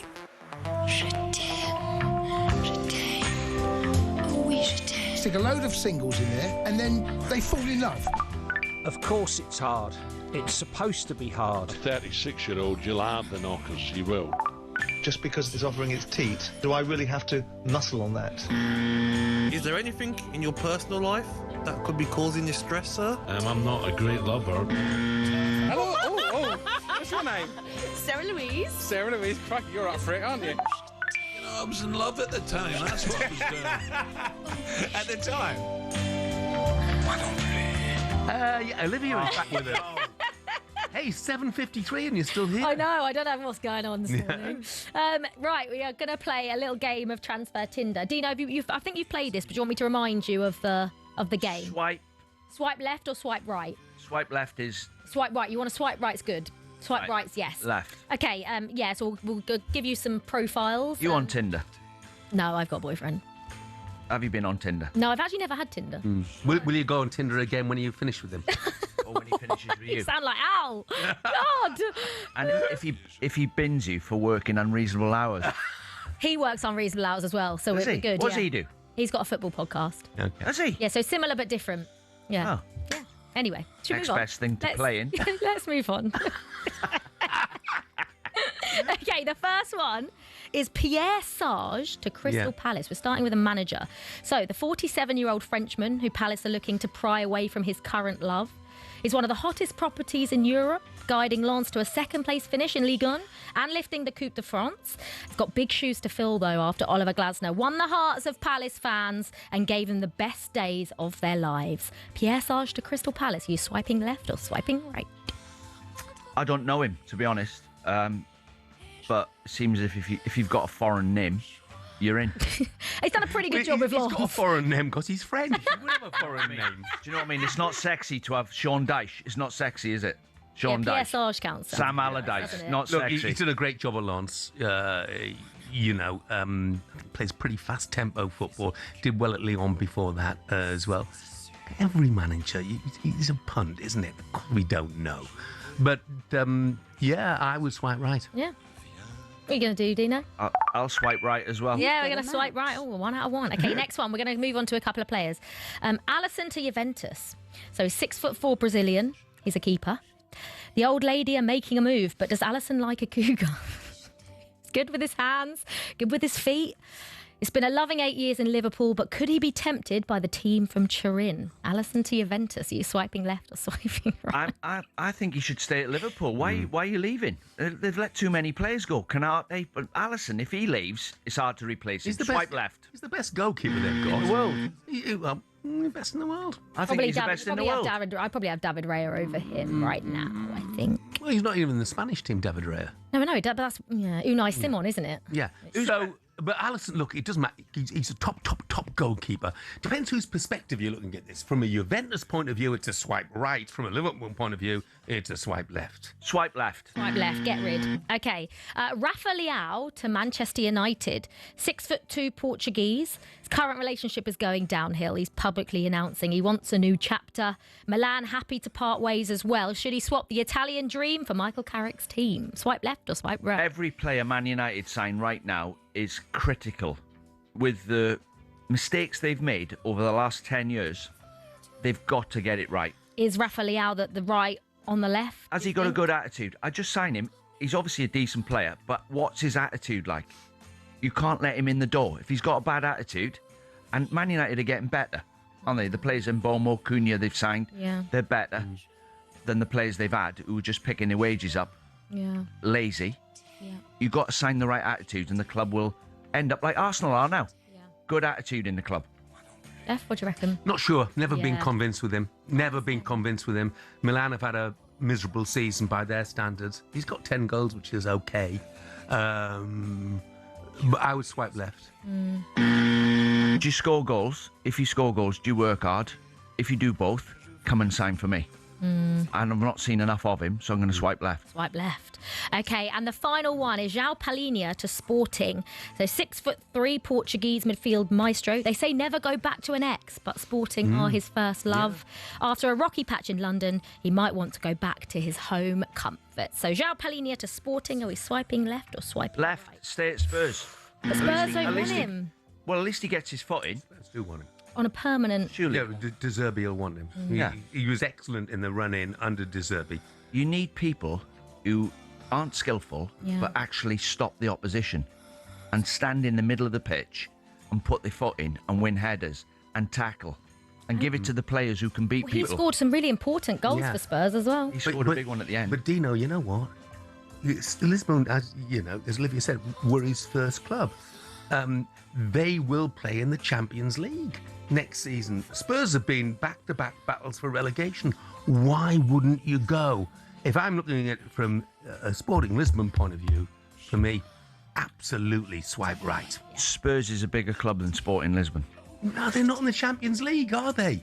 Not at the minute. Yeah, they're a bigger club in your eyes because you're speaking from a UK point of view. You I'll go play to for Benfica. Yeah, okay. Well, there you go. So you know that in Portugal, everybody is a Benfica or a Sporting fan, It's a with a huge few club. Porto fans thrown in. No, I think Spurs is Lisbon a step. or North It's a London? step down going to Sporting. Lisbon or North London? Swipe left. Lisbon. Swipe left. Swipe left. Stay where you are. Interesting. Well, that was our transfer Tinder. Here's just while we're touching on Portugal, you know this then in that case. Did you see last week Sporting Lisbon lost in the final of the Portuguese Cup and they lost to Torrense? I think that's how it is, Wow. Torrense, from the second division, who play in a stadium with like a 2,500 capacity, and they will be playing in Europe next season because they beat Sporting Lisbon in the cup final. Amazing. Love that. Brilliant. Love that. story. But João Paulinho will still go to Sporting. Yeah, I think, not from a Spurs fan's point of view, I don't think they should want to lose him. Yeah. But from a Lisbon point of view, and from his point of view, completely get It's a step down for him. But he's playing in the Champions League. Doesn't matter. The English league is the best league in the world. I've played in that league. It's not as good as the English league. But he probably wants to be involved in a title race rather than a relegation battle, no? Well, it's a step down. That's the best way I can What, a put it. title race and a relegation battle? No, Spurs are starting from... Hey, Spurs are joint top as we speak now. The joint top of the league on no points. Okay, and I'm going to I'll have a little bet with you that they're not joint top at the end of the season then, Tina. Would you want to take No, that? I don't want to take that. No, okay. Olivia, thank you very much indeed. Have a lovely day. Thank you. You too. And that was all thanks to Costa Express. Coming up, should Mikel Arteta stick or twist on his style of play? Putting that to Joel Bayer next. The Costa Coffee Break on talkSPORT. Sponsored by Costa Express. Quality coffee, quality day.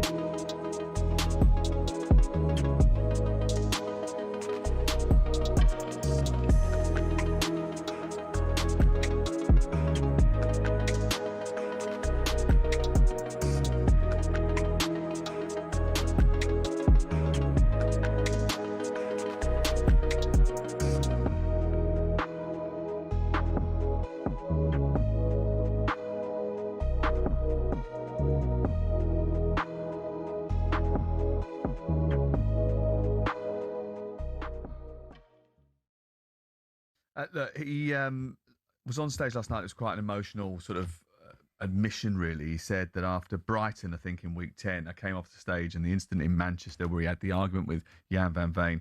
I was sat at home and I was saying to Faith, I don't want to do it anymore. Just the crowd every week. I said to her, I'm down bad. Now, listen, he was probably out of order to do the crybaby emoji or whatever it was he was doing to Van Veen, and he got a little bit of stick for that. But did we go, as a general public, did we protect him enough? We have to remember that he's 19 years of age. And bearing in mind the way he was talking there about his mental health, and bearing in mind we had a conversation last hour about Ricky Hatton and how, we deal with these situations. Do we have to be a little bit careful with him? We definitely have to be, because we forget he's only 19. I mean, for me, I've got a 17-year-old. He's 18 in a few weeks. They're still learning about life. They've got so much to learn. They're kids. His mistakes that he's probably made, doing the crying faces, he's going to make more mistakes. He's a 19-year-old boy. Like grown men are in a crowd booing him, hurling abuse. Do you know what I mean? I played with loads of players that in training, they were fantastic players. On a game day, they couldn't handle. The Six Nations, where giants do battle and legends are made. Epic sports which demands an epic voiceover every time. And actually has an interesting story as well. It all started back in 1871 when Scotland beat England in the very first international rugby match. The other home nations were a bit jealous, wanted in on the action, and after England played Wales in 1882, they all decided to hold an annual festival of international rugby, or the Home International Championship, which kicked off a year after. Now, the first decade was dominated by England and Scotland until Wales finally won in 1893 and Ireland a year later. After years of dipping in and out of the championship, France was invited to join full-time in 1910. But because France isn't a home nation, they had to give it a rebrand and settle on the Five Nations. But France were actually kicked out of the tournament in 1931. They were accused of paying players when rugby was still strictly an amateur sport. They had to wait years to be let back in. But after World War II, the Five Nations resumed. Didn't always run smoothly though, like in 1973 when all 5 teams won 2 matches and lost 2 matches. Now, because they didn't do points difference at the time, they just decided that everyone was the champion. It's like trying to keep kids happy, you know, the whole, you're all winners. In the years following, other teams in Europe started to get better at rugby and actually got to a stage where they were regularly beating teams in the Five Nations. In 1997, Italy beat Scotland, France and Ireland home and away. So 2 years later, the Five Nations invited Italy in, creating the Six Nations as we know it. In recent years, there have been calls to expand the tournament further to other European teams. Georgia and Portugal have been prime candidates to join of late. It's also been suggested there could be 2 tiers with promotion and relegation to promote growth of the sport in Europe. But the existing nations are a bit reluctant. So for now, it looks like the Six Nations, or Six Nations, or Sei Nazioni, is here to stay.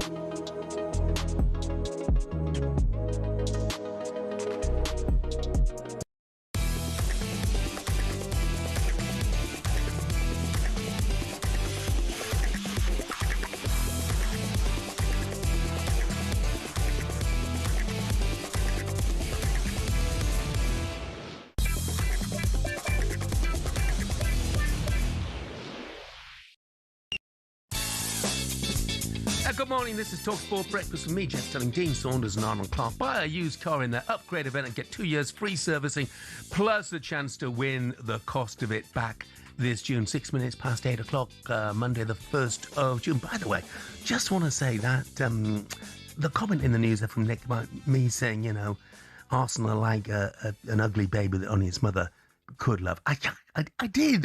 I did preface that by saying I absolutely get it why Arsenal fans love what they're doing at the moment. I was trying to reflect on why neutral fans may not feel the same way. So I just wanted to point that out. By the way, I think you meant it, Jeff. No, I didn't. I admire what they've achieved. How can you not admire what they've achieved this season?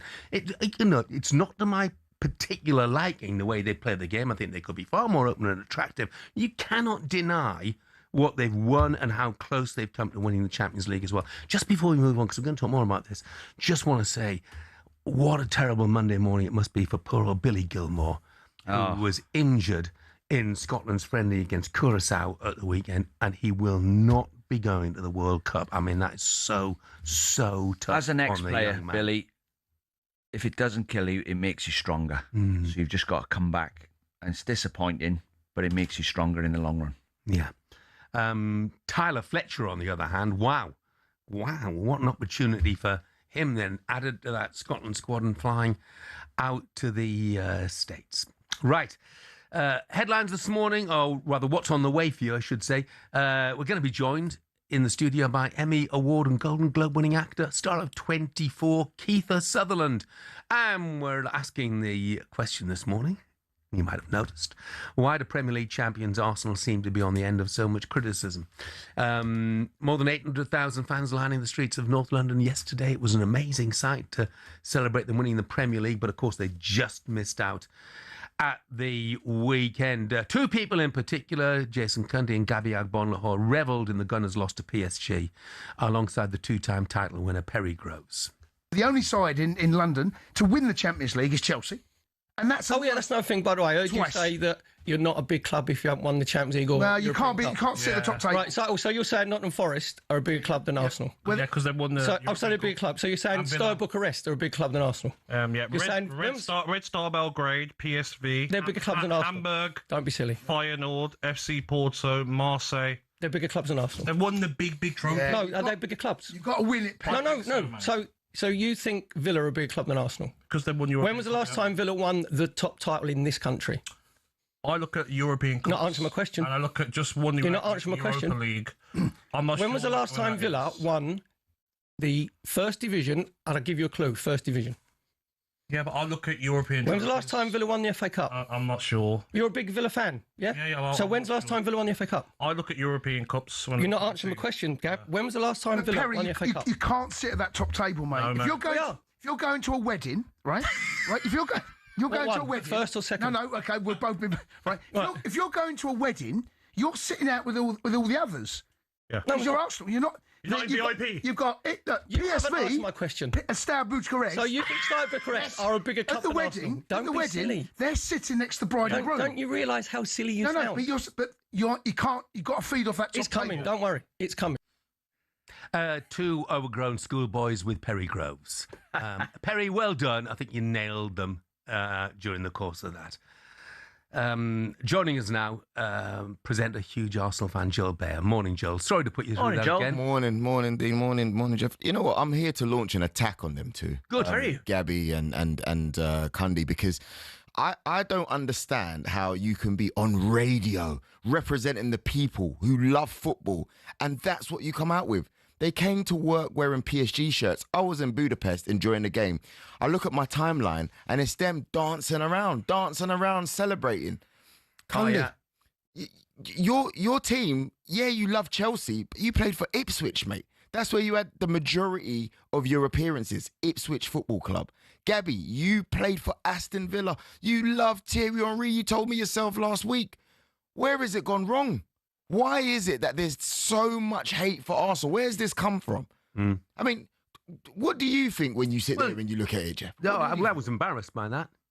Because domestically, well, not domestically, of English clubs, Arsenal have unquestionably had the best, the most successful season. You know, they've won the Premier League. They've been within a spot kick of winning the Champions League as well. Personally, I don't particularly enjoy the way they play, but you cannot deny they have been the best side this season. 100%. It's been effective. If you want to go down to the stats, you know, I had the chance to be on the Budapest show the other day. PSG have scored 45 goals this Champions League campaign. They've conceded 23. We minimalised them to just a penalty. We had a fantastic game plan. I don't see how you can be on this panel and you're celebrating and cheering and saying that football has won. Don't you think that, honestly, Joe, don't you makes me think sick. You've got Saka and Eze and Havertz and Trossard and Martinelli and Odegaard and Madueke. You've got attacking players. You could have damaged PSG. You saw in the first 5 minutes, you've opened them up. Why did you not continue to go for the jugular rather than sit and try and hold what you'd got? I have to disagree with you there. You're talking about PSG. I just said they've scored the most amount of goals in the Champions League. They've equaled Barcelona's all-time. And that's their strength. That's but we don't have... defensively, Bayern went to their place and scored 4. Yeah, but we're not Bayern Munich, though. We don't have Elise, Harry Kane and Diaz on the other side. We don't have that. We had Saka, who as good as he's been, he only completed 4 passes. That's because he was too busy defending. He was doubling up with Mosquera all the time with Carrots for him. I stand for my players. I'm here to defend them, but I'm also able to be man enough and admit that we do not have their players. They've got Doué, they've got Dembele, they've got Kvaratskhelia. They can sub on Barcola. Joe, one time in that first half, the one time that Saka was allowed to get forward, he delivered a cross which Trossard almost got on the end of it, which to me just showed what Arsenal might have achieved if they'd been more positive. That's Arsenal covering up. Like I try and relate it to boxing, right? Go on. If you fight Mike Tyson, you don't try and out-punch him. Exactly. You get knocked out. Exactly. If you hang your chin out, you get knocked out. And Arteta obviously thinks that the front 3 of PSG have got bigger cannons than we've got. He's right. So we're going to cover up and try and jab. Yes. Cover up, jab. Yes. And that's what he's done. It's tactics at the highest level of sport. It's 24.7% possession we had. Right, and you know what? It sounds worse than it looks. I know you've got Olivia Bazaglo over here, who she loves getting onto Arsenal, but it sounds worse than what it really is. It was actually really, really good defensive play, if you ask me. We defended. There's no point. You can have the ball all day long if you're just going to play it side by side. You've got the likes of Vitinha. These boys, Ruiz in the middle. These boys are incredible when it comes to keeping the ball, and we stop them. I don't understand how Gabby, right, and Cundy can sit here and they're celebrating as if we got we didn't get beat 5-0 like Inter Milan, by the way. We went there and we took them to penalties. So how can you sit there and celebrate and say football won? 7 years ago, you went to Bayern Munich and got beat 5-0 away from home. The club was an absolute shambles. There was 14 players out of contract. Sanchez, Ozil, that era. Yeah. And the club was a shambles. Yeah. A bit like Man United have gone. And it's took him 6 years to sort it out. Your club's in good shape. Right it's now. in very good shape. And you know what? Now players want to come and play for us. We can actually say, we want him, we don't want him, we want him, we don't want him. Villa can't spend, by the way, just reminding you. Villa can't spend, right? Chelsea, God knows what's going on over there. I actually think Alonso should have went Liverpool. I don't know what he was thinking, because it's not going to do well for him over there. He's not going to last long. When I look at how our boys have played this season, we've challenged on all fronts. If it wasn't because of a lazy performance against Southampton, we probably would have won the FA Cup as well. But you know what? We finish off as champions. So how dare we have presenters here celebrating as if we haven't been the best team in England? Because Sam says here, it's a mod, Jeff. If I was an Arsenal player, I'd be waking up this morning wondering what if, and wondering why our coach doesn't believe in our attacking players and me, and wants to solely rely on our defence. Bearing in mind we conceded 2 against Wolves, 2 against Bournemouth, more than 2 against Man City. What made him believe that PSG wouldn't score any? But we won the league. Well, nobody's taking away the credit for that. Yeah. It's just on this one occasion, this massive occasion. He's got the dressing room. Arteta, they listen to him. They've won the league, right? He's promised them, if you listen to me, we're going to win the league. Which we've done. And we could win the Champions League. So he's took them nearly. They got beat on penalties. Exactly. So if he adds a bit more to what they've got next year, they're going to be even stronger. And don't forget, the tactics worked. 6 minutes in, Kai Havertz scores. They make a mistake. We exploited them. The reality is I thought we should have penetrated them a little bit more in the middle, because as good as Pacho is and Marquinhos, I saw them stuttering a little bit. We had another opportunity where Kai Havertz played a misplaced pass to Saka, which if it was a better pass or he had shot, could have been a goal. I'm looking at it going, we have something to build on. So it doesn't matter who's at this station, doesn't matter what show, breakfast, sports bar. You guys should be scared of Arsenal, because we're coming, and we're coming stronger next season. By the way, this argument about who's the biggest club, which is age-old, the argument, there's 3 things that decide how big your club is. Number 1, history. Yes. Number 2, trophies. And number 3, the number of supporters you've got. Yeah. That decides how big a club you are. Yeah, I think we've got 2 out of 3 out of them, Dean, I reckon if you're looking, for example, at our history, We're a big club, man. The Arsenal, people know about us. Trophies, we've got them. We're missing the European Cup. I have to be honest with you. That's the elephant in the room. However, it's on the way. And if you look at the population, the fan base, no one's ever seen the country like this. Whether it's London, whether it's in Kenya, we've got fans worldwide. You go to the USA and you ask someone who's Chelsea Football Club. Are they going to know? Yes or no? That's a bit harsh. Yeah, they will. Are they going to know? They will, because they won the World Club Championship there in the summer.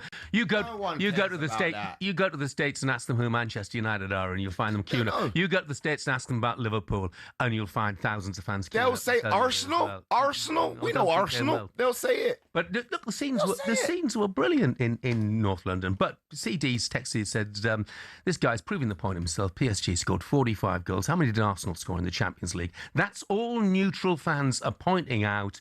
Arsenal aren't fun to watch. PSG are. That's why we're happy they beat Arsenal. Yeah, but he just said Arsenal aren't fun to watch. Football's not about being fun to watch. I'd rather... Well, it helps. It's meant to be entertainment. We were fun for 22 years and we didn't win anything. We were good to watch for many years and we didn't win anything. Now, we're not good to watch, and guess what? Champions of England, we know who we are. That's what. Joel, you're going to get a great response on text. I can absolutely guarantee you that. Thanks very much indeed, mate. Cheers, boys. Arsenal fans, football fans, some of my Arsenal fans, football fans, tell us what you think. 03717 223344. Should we be scared of Arsenal next season? Will Arteta open up his style of play? And is that Champions League just a matter of time away?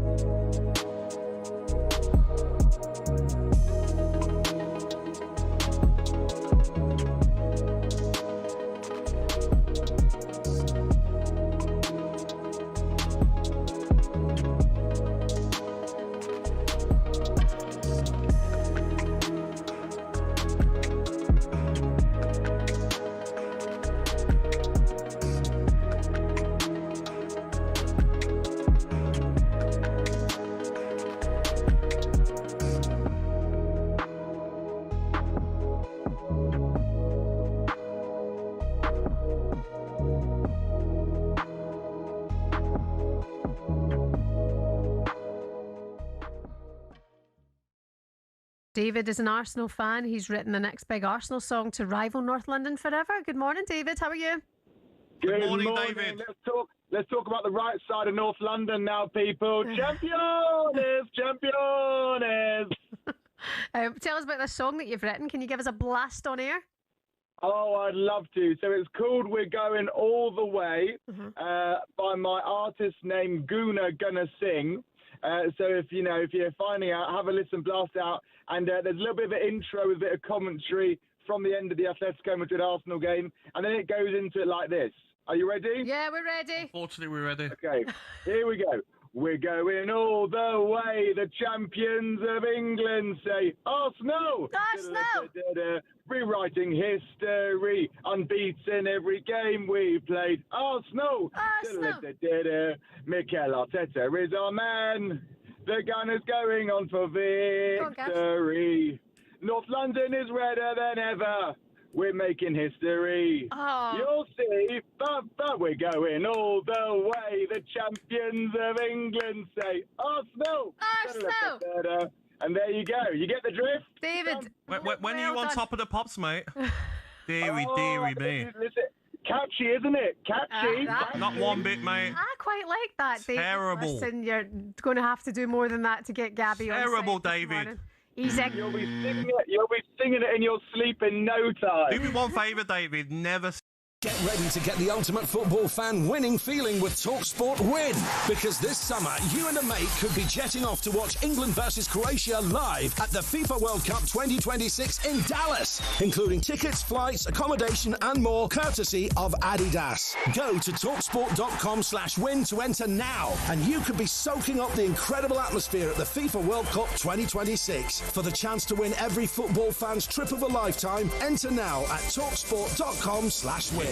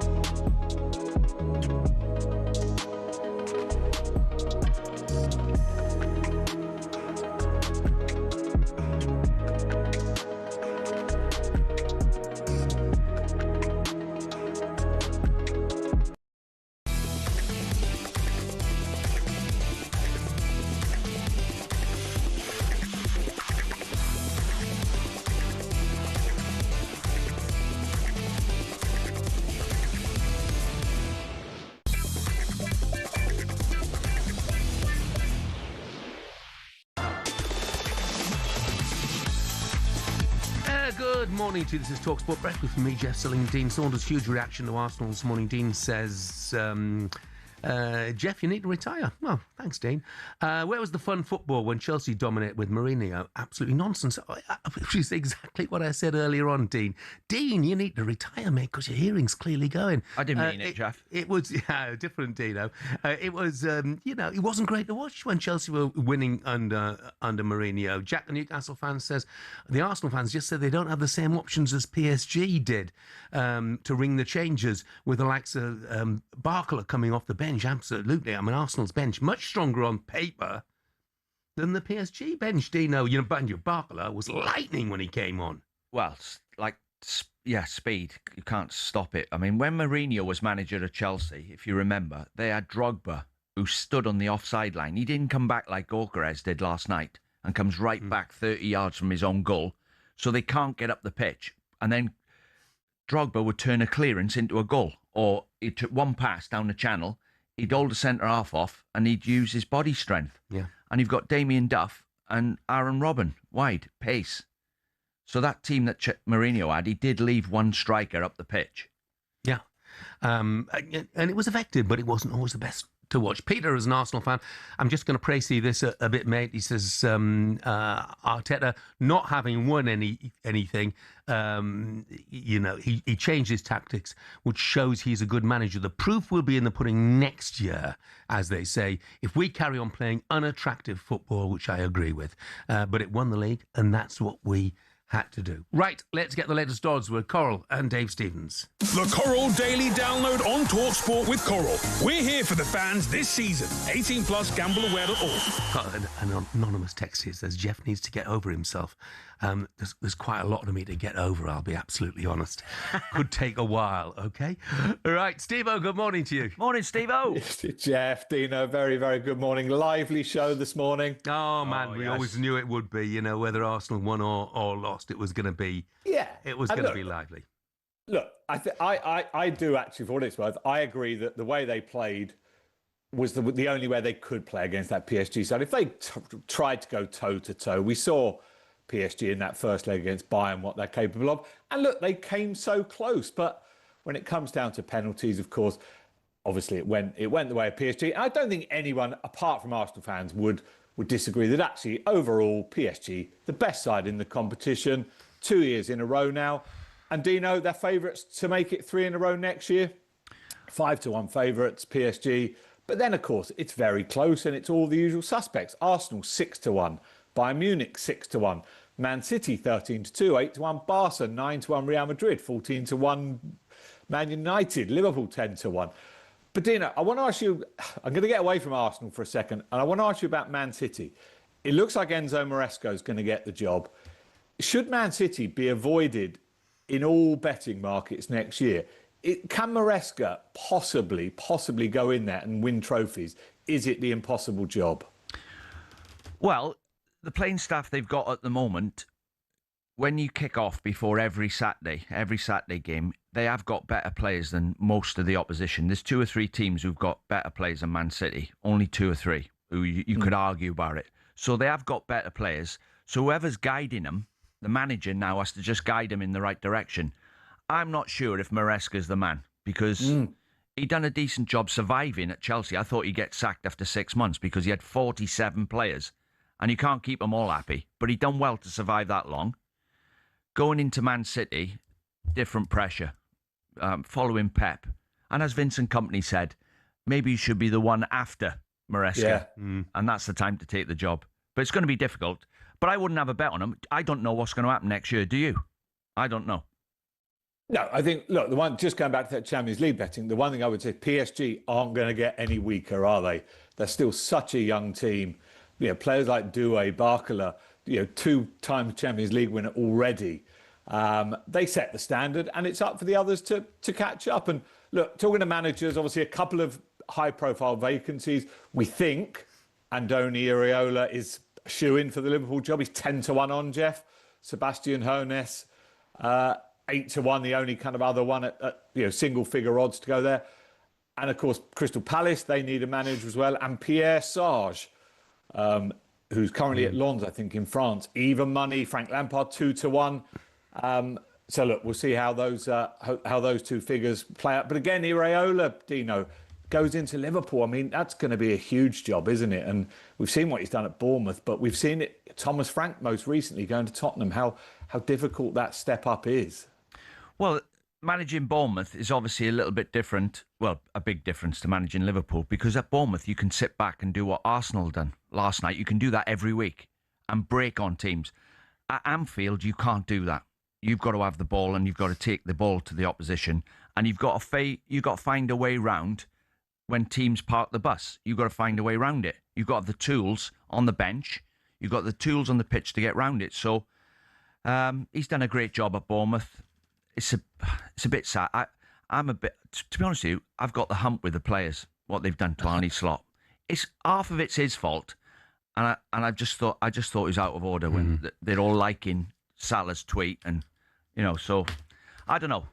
You think they would have got Alonso, wouldn't you? Yeah. I think they missed the boat with Mark Gahey, and they missed the boat again with Alonso by just waiting too long. Just a quick line on the racing at the weekend. Constitution River wins the French Derby from what looked like an impossible draw, really. Steve, how good is he? And of course, another Vincent O'Brien fest, wasn't it?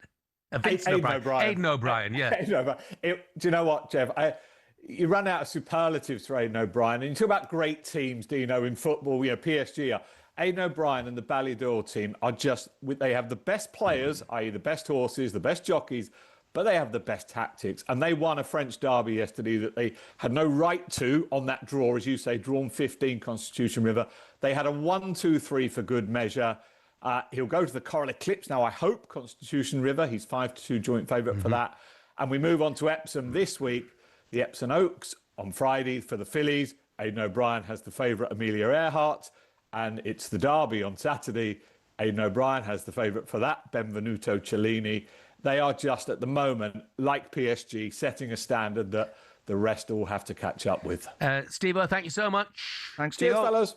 Brilliant. Got a text from Steve in Northampton. Arsenal's team and achievement this season has been overhyped, to put it mildly. Saturday reached a new low, 25% possession, one shot on target in over 2 hours. And everyone is saying how well they played. I don't think so. If that's the best the Premier League can offer, God help us.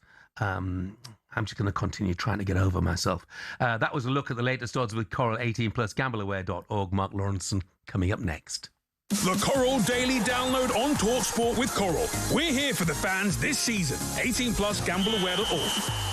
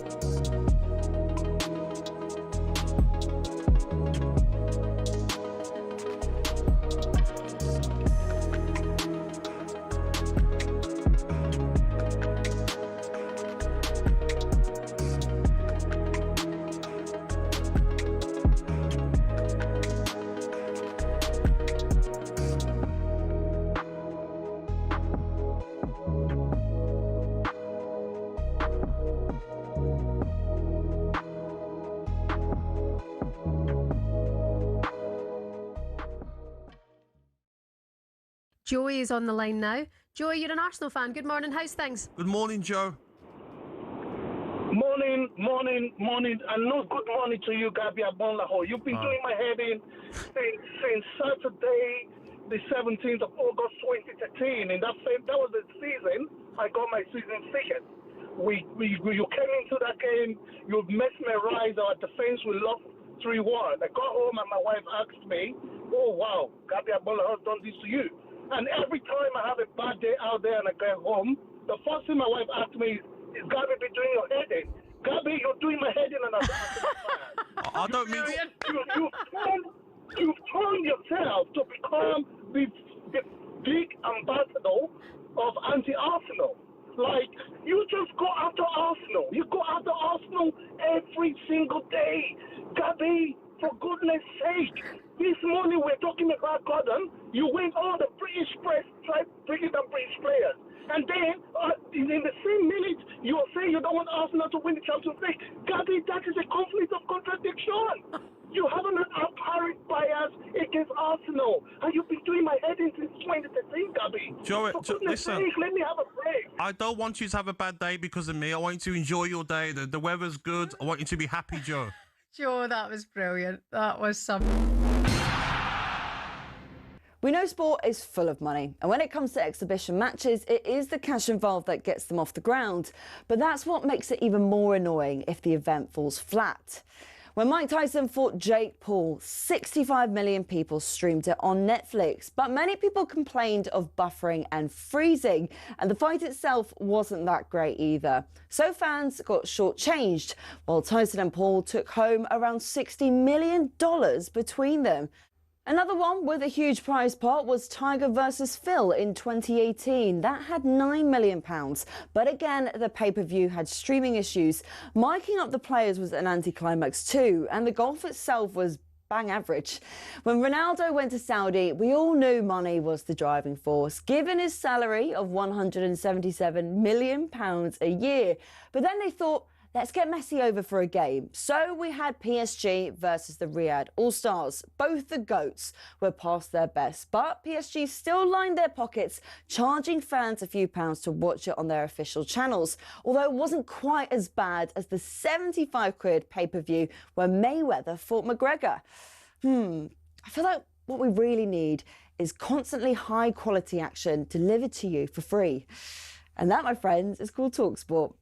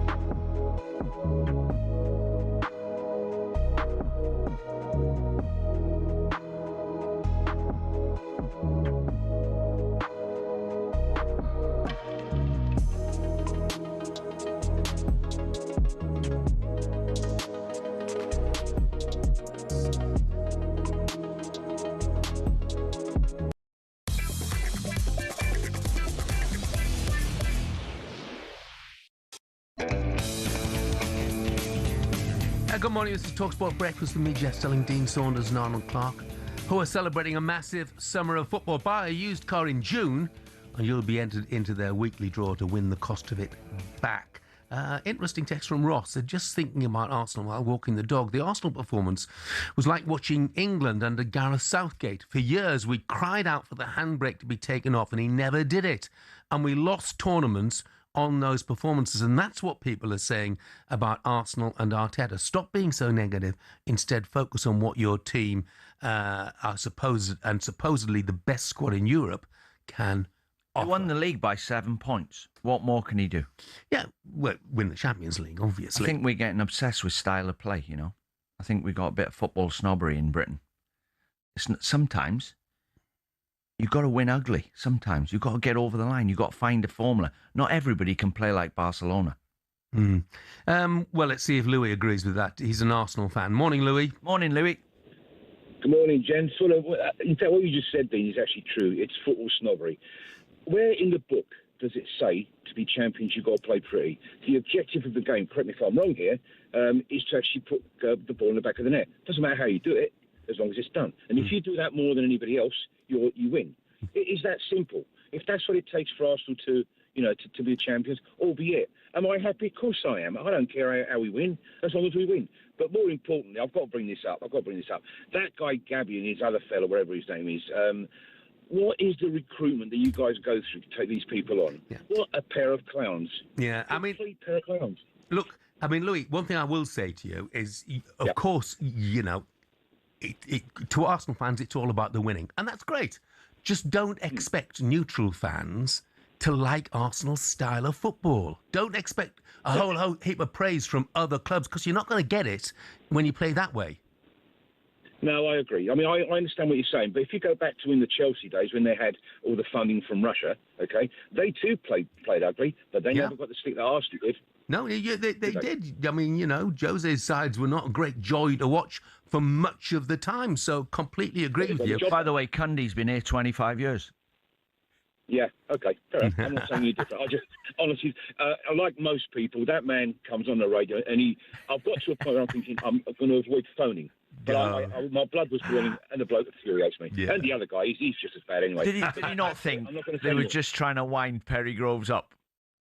Of course. That's what they were doing. That's true, but yeah, maybe so. Maybe so. Hey, Louis. Is it Louis or Lewis? Louis. Louis, yeah. Louis. Louis, you'll enjoy this. Tom and Arsenal fans texted and said, I'm sure Cundy was happy with Chelsea's style of play when they got slapped 8-2 by PSG. So, yeah, it's a bit of touche there, isn't it? Louis, thanks for the call, mate. Thanks, Louis. Thank you. Bye-bye. Well done. Now, sacked Liverpool boss Arne Slot has written to the Liverpool fans. I'm not going to go through it again because we know exactly what he said. He said exactly what he would have expected to say. Let's talk Liverpool, though. Let's say a very good morning to multiple major trophy winner with Liverpool, Mark Lawrence. And Laura, good morning. Morning, Mark. Good morning, gents. Hi, Dino. Laura. Good, all good. All good. Still alive. Good. Did you approve of Arne Slot's dismissal? Yeah. I just think if you look at him, the one thing about Liverpool is they have a certain style, which is football in your face, and it's always been that way. And he just couldn't do that. It's just very, very strange. It was almost like this, this Dutch kind of thing where, we'll get the ball and we'll knock it around and all those kind of things. And I honestly, really, and I mean, it's a really nice guy, but he just didn't get Liverpool and the football club at all. No, Mark, and you played for, I don't know if you played for Shanks, did you? But you played for Bob Paisley, Joe Fagan. Shanks? I'm not that old. What are you doing? Far off. You're not far off, but all right. All them great managers. I was fortunate enough to play for Liverpool as well, and Graham Souness was the manager. Not once did Ronnie Moran, Roy Evans, or Graham Souness ever say take a step back when they get the ball. Oh, exactly. You're on top of them. They can't play out of their own box from a goal kick. Impossible. Yeah. You have to be in their faces. Dino, it's easy. It's easy to do. You can get average teams to play that way and stop the opposition, and he just didn't get it. And then I used to listen to some of the stuff that he'd say after a game. I'd fall asleep. So, nice man, wrong man for the job. You worried about the future of the club, but the immediate future of the club, Laura? Because I look, obviously Virgil van Dijk, 34. Sounds like Alisson wants to leave. Konate going. Maybe Joe Gomez. Salah's gone. Yeah. Andy Robertson's gone as well. Could this be the start of a decline? No, I don't think so, because they'll have enough money to replace all those players, Jeff, to be quite honest with you. And there's still some great talent there. I think the goalkeeper's going to stay, by the way. I think he's probably going to do another year. Yeah. But they've got to get their shopping right, most definitely. And they will be buying and selling. They'll have to just to improve that squad. So it's while we're all like sat on the beach and listening to people talking about football, they will be desperate to get about 4 or 5 players in and probably quite a few out as well. Mark, I think 5 players he brought in, Arne Slot. In your opinion, how do you think they've done? You've got Frimpong, Kirkes, Ekitike, Wirtz. I'm not sure who the other one was, but he'll come to me in a minute. But how do you think they've done? The players he's brought in, Isaac. Well, I think 3 of them were just ordinary. I mean, I think we've had about 4 right backs. I think everybody in the team's played right back apart from the goalkeeper. But that was obviously the injuries, which is a problem. But Ekitike was probably the best of the lot until, of course, he got his injury. Isaac only came good at the end of the season. They've got an awful lot to do, but I think they'll do it. And I think obviously it's just going to be interesting who's going to be in charge. If you were in the room when they interview the next manager, what would you say to him?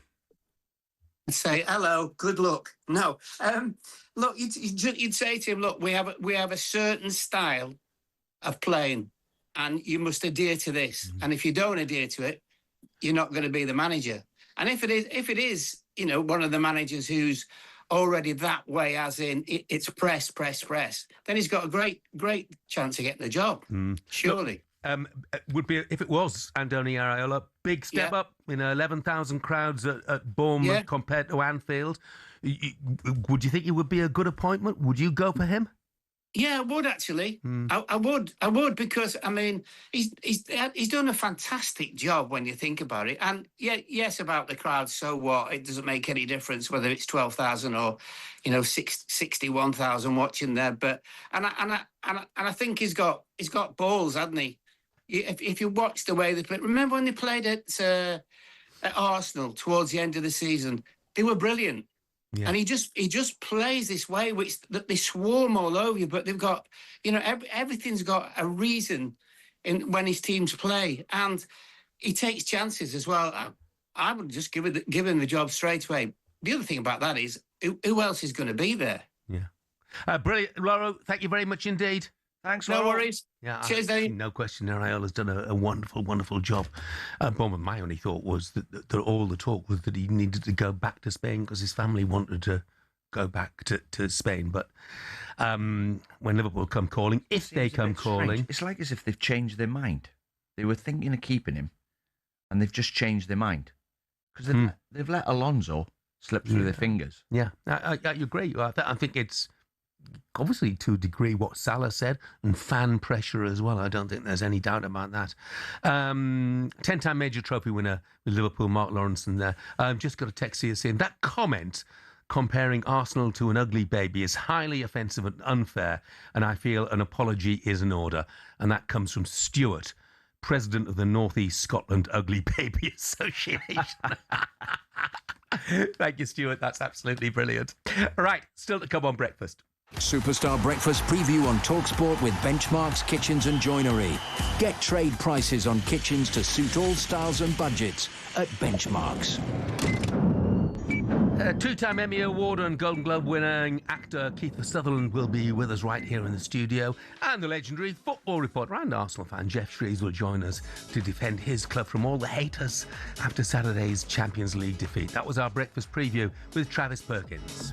Superstar Breakfast preview on talkSPORT with Travis Perkins. With pay-as-you-go hire from Travis Perkins, you can get straight on with the job. Available nationwide at all hire branches.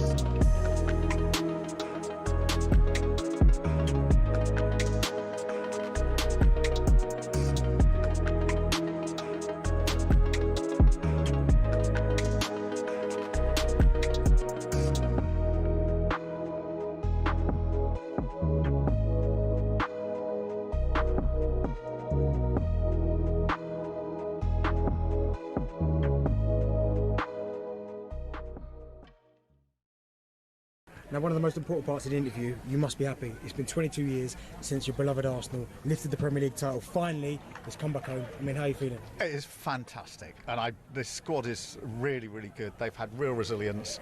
I do genuinely think they're the best team in the Premier League this year. I'm really glad to see them win it, and hats off to them, because they did really well. The pressure was then really on with 5 or 6 games to go. Suddenly it looked like starting the title race all over again. They pulled through, and they've done brilliantly. And 22 years is a long time to wait. It is a long time. But we've done it.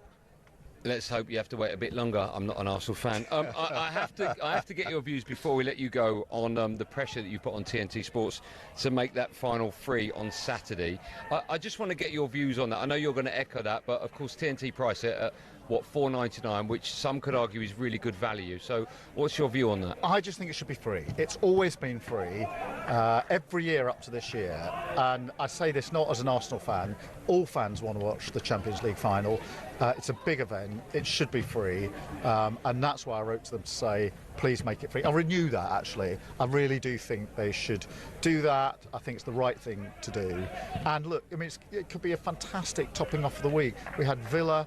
We had Palace, then if Arsenal go and do it, we got an English treble there. What a great thing that will be. Okay, and last question, we've got the World Cup coming up. How important? Get ready to get the ultimate football fan winning feeling with talkSPORT Win. Because this summer, you and a mate could be jetting off to watch England versus Croatia live at the FIFA World Cup 2026 in Dallas, including tickets, flights, accommodation and more, courtesy of Adidas. Go to talksport.com/win to enter now, and you could be soaking up the incredible atmosphere at the FIFA World Cup 2026. For the chance to win every football fan's trip of a lifetime, enter now at talksport.com/win.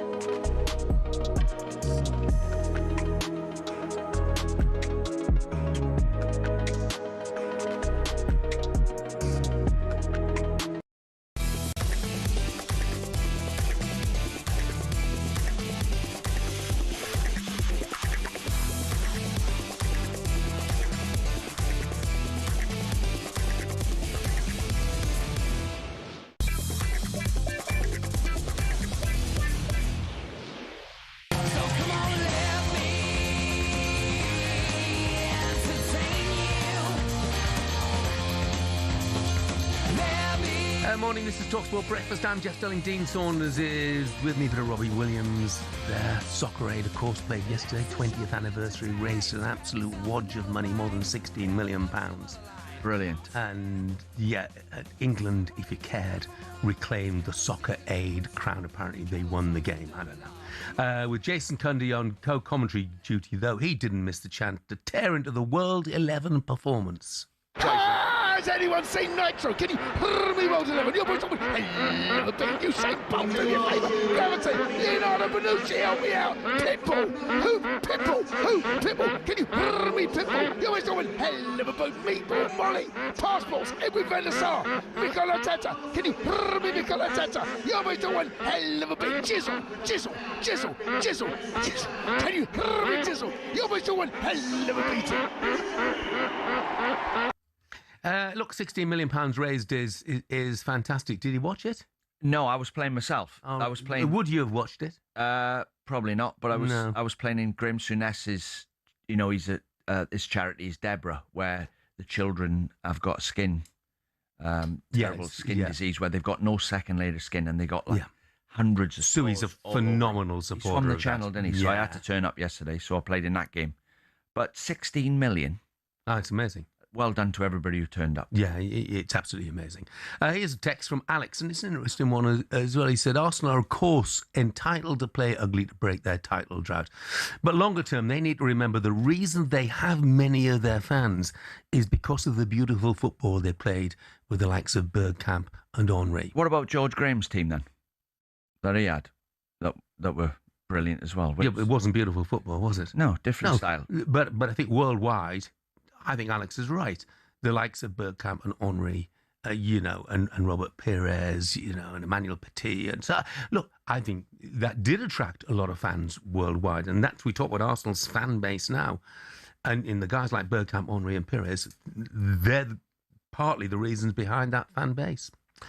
Well, in football, it's obviously easier to destruct than it is to construct. So that Arsenal defence you put together, I quite enjoy watching how they work with a good goalkeeper behind them, Declan Rice in front of them, and they're hard to play against. And that's the base that they've got to work off. Yeah. And now it's adding a bit, sprinkle some genius in somewhere. Yeah. Along the way. Yeah, and that's exactly, it's getting that balance. Back four were brilliant, all of them. You know, even Mosquera, I know you conceded the penalty.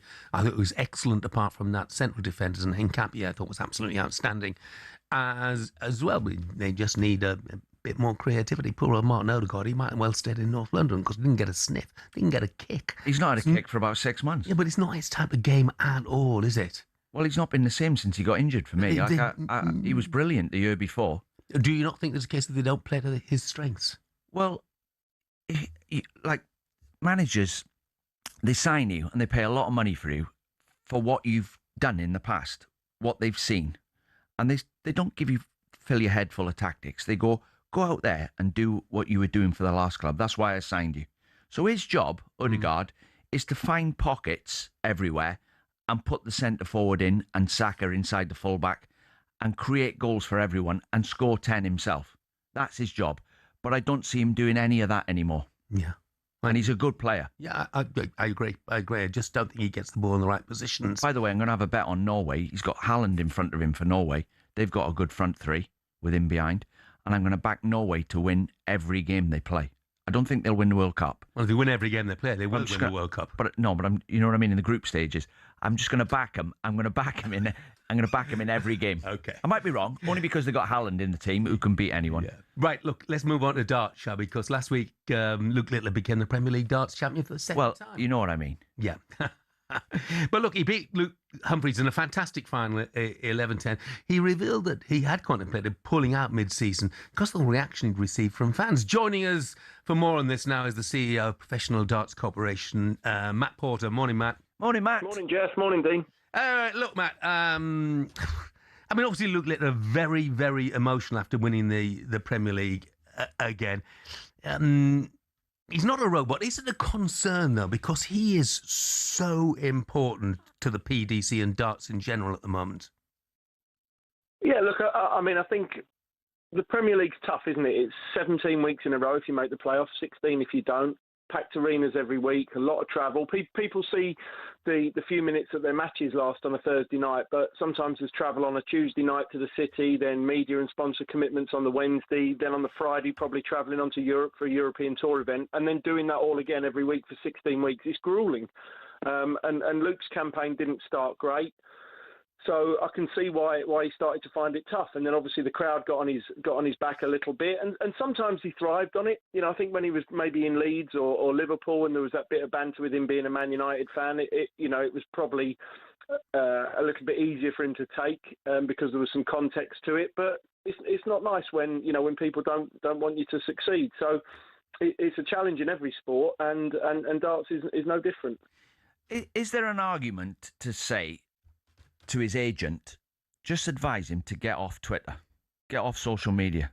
You're 19 and just don't ignore everybody. I think there's no doubt social media is a huge contributing factor to not just darts, but any sports person's mentality at the moment, and everybody deals with it in a different way. I think it can be used in a real positive. You can engage with your fans. You can use it as a platform to promote yourself, promote your sponsors, etc. But obviously, if you're going on there and you're reading comments from some idiot who's lost a £5 bet and they want all these terrible things to happen to you and your family, then it's not particularly helpful or constructive. It's actually something that we've had some conversations with a platform. There's various filter platforms that can come into place for people with high profile accounts to help them through that time, and make sure that they don't see things that can cause ill effects on their mental state. And I think that's increasingly important. But it's obviously sad that we're in that position where we have to look at that sort of thing. Yeah, I mean, look, he's just a kid. His mental health is so important. It strikes me as being a sort of almost British thing. We touched on it earlier on, actually, Matt. That a lot of it is envy, isn't it? Because of his total dominance of the sport at the moment. Yeah, it's a very British mentality, isn't it? But also, I think it's a generational thing as well. I mean, don't forget, we're all of a certain age. We remember a time before social media. Luke doesn't. Luke's grown up with social media, so he's probably more adept at it than people who are, as I say, of a certain age are. It's more important part of his life. It's something that he uses to not just communicate with his fans, but also his friends and family on. So his relationship with social media and that of other young people is very different. But it's still obviously, it can be damaging as much as it can be constructive. It's just a cesspit. It's poisonous. And how can you criticise him? How can you criticise Luke Littler for anything? I mean, what he's achieved is unbelievable. Unbelievable. For him to come through at that age in such a pressure cooker environment and achieve what he achieves on a weekly basis, for him to deal with the pressure, deal with the media, deal with the sponsors, deal with the change in lifestyle that him and his family have undergone in the last couple of years. And it's 99% water off a duck's back to him. He's got incredible mental strength. And he's a likeable lad, isn't he? Yeah, absolutely. What I thought was great, afterwards, though, was that Luke Humphries, his main rival, comes out and publicly stands up for him. And I thought that was terrific, Matt. Yeah, they're main rivals with each other, but they're also good friends, and they've got a huge amount of respect for each other. Although Littler has come out on top in the vast majority of their recent big encounters, the margin is so small. How many last leg deciders are there? It's not, very rarely is it a one-sided encounter between those two, and I think that's where that respect and that mutual appreciation comes from. The fact that the two of them, and if you remember, Jeff, back in the days when you were presenting darts, what the profile of a dart player was. These guys are, Luke's 31, Luke Humphries is 31, Luke Littler's 19. The demographic of a professional dart player has just changed completely over the last 10 years or so. And these are young men now. They live their lives as professional sportsmen. They've got the support teams around them. They've got the diary in place. They've got everything around them that's needed to go on and be successful and have the rewards that come with it. So it's great that in and amongst that environment, they can stay so respectful and friendly towards each other. But obviously that does go out the window when they're on stage. Yeah, and look, they're brilliant when they're up against each other as well. Matt, thank you very much indeed. Thanks, Matt. Pleasure, guys. CEO of the PDC, Matt Porter there. Sad Morning. that, Jeff, isn't it? What's that? Sad that, there's people abusing Luke Littler. He's 19. Yeah. He's a bit like Steve Davis, isn't he? A freak of nature in snooker. Genius. And people trying to pull him down at 19. Just leave him alone. Yeah, absolutely. Let him go on with what he does best, which is playing darts, and he is pretty darn good at that. Phil, who's an Arsenal fan, has just texted me and said, loving the show, Jeff, with you and Dean. I have to pull you up on something. Please stop saying the neutral fan unless you have no allegiance to any football club. You are absolutely not neutral. Yeah, I completely take the point, Phil. Thank you. Stay tuned. Legendary actor Kiefer Sutherland in the studio in around 15 minutes' time. Next up, we'll catch up with my former Sky colleague. He's a legend as well, in his own mind anyway, Jeff Shreves.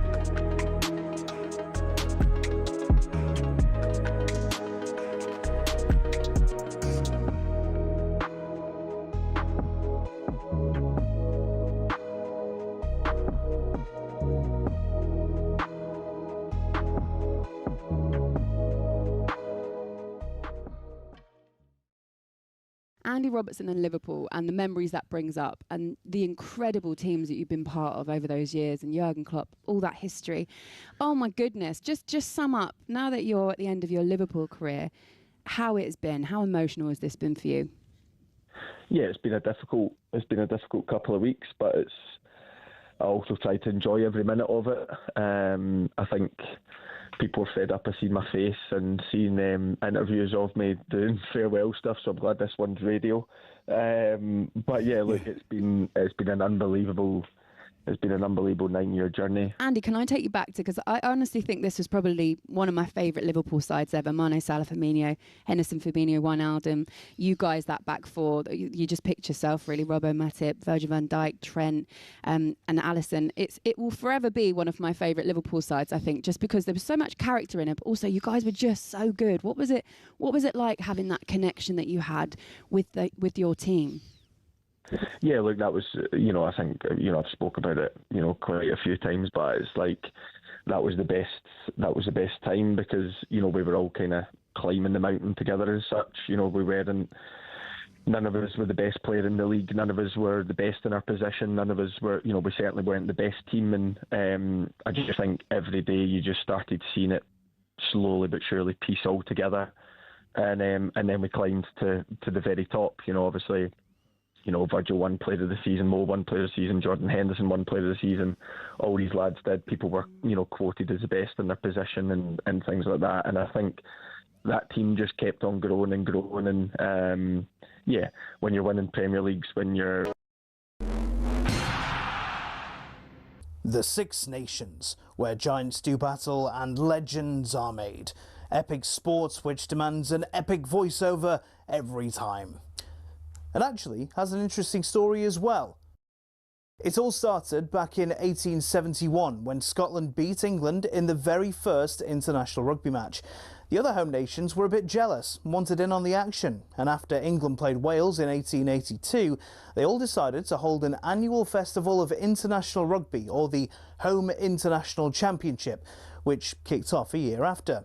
Now, the first decade was dominated by England and Scotland until Wales finally won in 1893 and Ireland a year later. After years of dipping in and out of the championship, France was invited to join full-time in 1910. But because France isn't a home nation, they had to give it a rebrand and settle on the Five Nations. But France were actually kicked out of the tournament in 1931. They were accused of paying players when rugby was still strictly an amateur sport. They had to wait years to be let back in, but after World War II, the Five Nations resumed. Didn't always run smoothly though, like in 1973 when all 5 teams won 2 matches and lost 2 matches. Now, because they didn't do points difference at the time, they just decided that everyone was the champion. It's like trying to keep kids happy, the whole, you're all winners. In the years following, other teams in Europe started to get better at rugby and actually got to a stage where they were regularly beating teams in the Five Nations. In 1997, Italy beat Scotland, France and Ireland home and away. So 2 years later, the Five Nations invited Italy in, creating the Six Nations as we know it. In recent years, there have been calls to expand the tournament further to other European teams. Georgia and Portugal have been prime candidates to join of late. It's also been suggested there could be 2 tiers with promotion and relegation to promote growth of the sport in Europe. But the existing nations are a bit reluctant. So for now, it looks like the Six Nations, or Six Nations, or Sei Nazioni, is here to stay.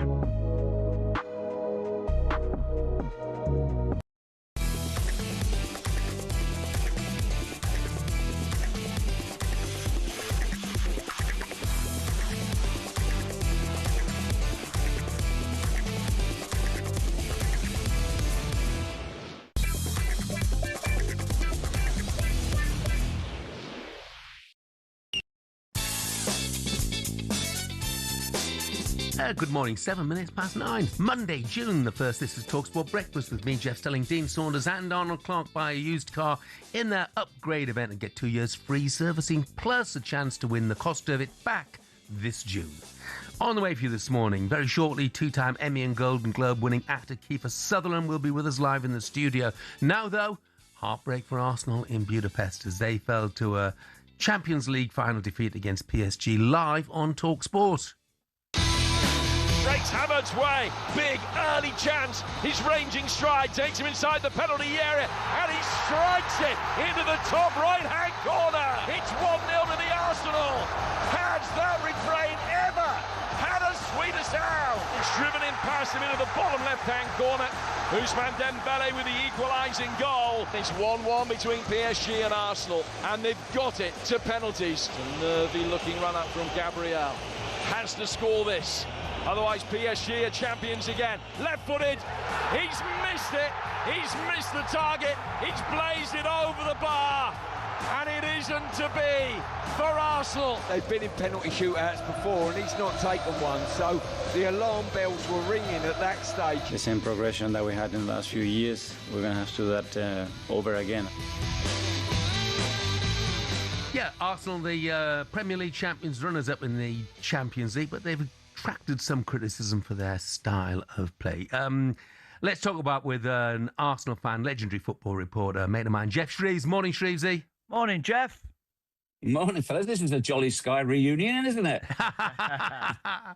Yes, it is indeed, mate. Are you feeling jolly this morning after the Champions League defeat? What did you make of the manner of it? Jeff, first of all, I had a fantastic time being there as a fan and seeing all the Arsenal. I saw so many old friends and the atmosphere. It was absolutely brilliant. The manner of it, of course, has attracted a lot of comments, shall we say, and it reminded me of two things. First of all, George Graham, when the first time I was seeing Arsenal win titles, 1-0 to the Arsenal and the criticism then.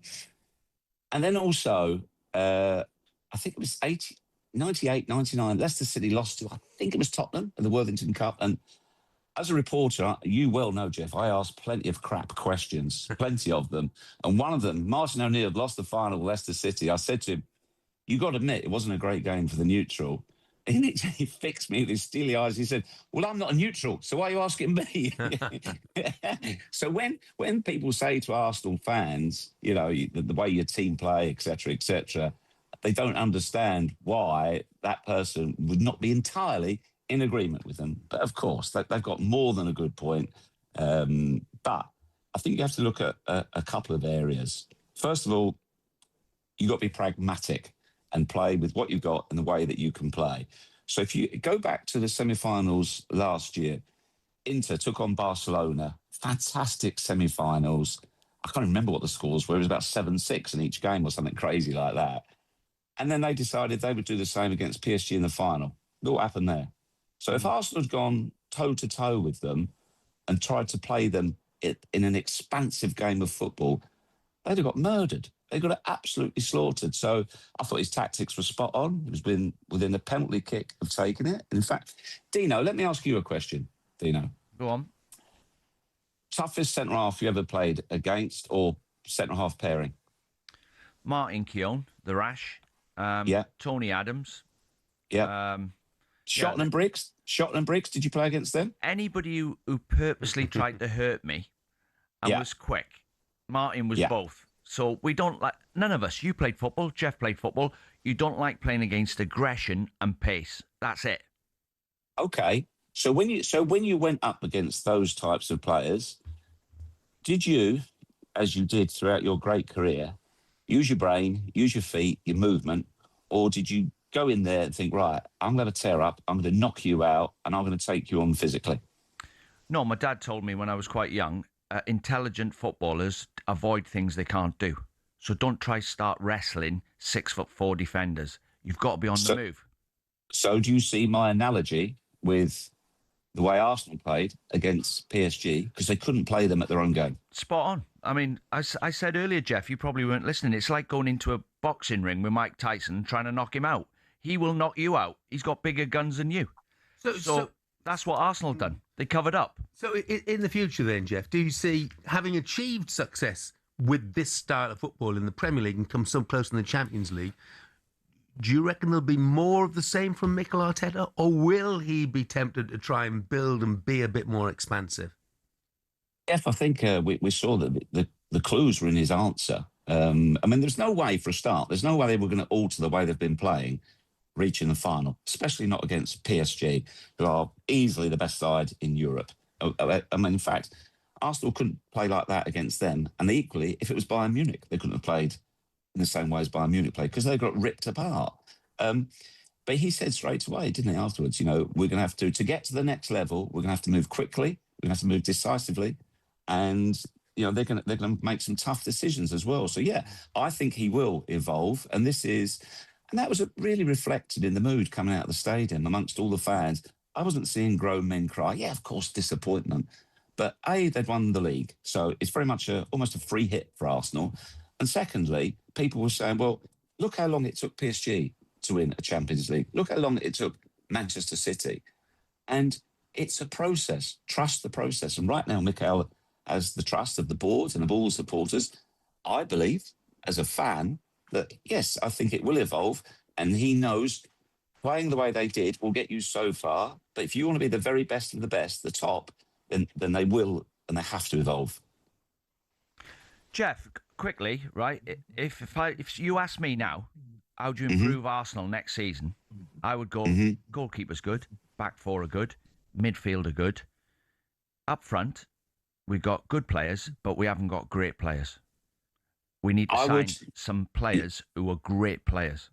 Yes, I think I agree with the sentiment. Also, again, Dino, the way Arsenal played on Saturday night in Budapest, if Arsenal had managed to nick another one or maybe two on the break, you'd have said that's a sensational tactical performance. 2 or 3-0, shut up shop, never let them have a sniff at goal. Unfortunately, Havertz and Gyökeres neither held the ball up very well, and the midfield was so deep they couldn't get anywhere near to support them. So it's certainly it needs evolution, not revolution. I think the midfield is a question because Rice is nailed on, but now coming into the picture is MLS, which is amazing for a 19-year-old. Zubimendi, 55 million, didn't start the game. And then I think left wing, they talk about, can they get a top-class player, a world-class? Who can they buy as a world-class left winger? You have to start thinking about, okay, how and when and how much, and they'll be responsible with it. Do they bring on Max Dowman? How much does he start coming into the picture? So that's part of the thinking. And then there's the conundrum at centre-forward. They've got two players who are very different profiles, but neither is a nailed-on starter each week. So I think they'll look to tweak there too. Jeff looks lovely in St Albans this morning, by the way, mate. Thanks for joining us, pal. Thanks, Jeff. Always a pleasure. Take care, guys. Cheers, mate. News just reaching us, by the way, now is that James Milner has officially announced his retirement. 24 seasons in the Premier League. Wow. 40 years of age. Wow. What a servant he has been to all of the clubs that he's been at. Of course, he finished his career at Brighton. I was fortunate to be his coach at Newcastle, and I can only say every day I used to stay out with the players practicing shooting. Every day I used to take the balls. Anybody who wants to come over here with me, every day James Milner was there. Yeah. Every day. And clubs like Brighton, proper example to everybody at the club. He's the guy who sets the standards that everybody else would aspire to. So, James, it's been a brilliant career. I've only met him once. So impressed by him. No, he's a great lad as well. A nice lad. He's a credit to his parents as well as all the things he's achieved. If you talk to him now, it's like talking to one of the lads in the office. He's a normal, nice, lovely lad. Just want to mention one quick text. He's from Wayne, and basically, Wayne's just texted in and saying, just want to say how much he's loving the programme, particularly my contribution. Wayne, very kind. Thank you so much. Now, the star of 24, among many other brilliant shows, Kiefer Sutherland is with us next. Our thanks there to legendary football reporter, Arsenal fan Jeff Shreves. Cheers, Jeff.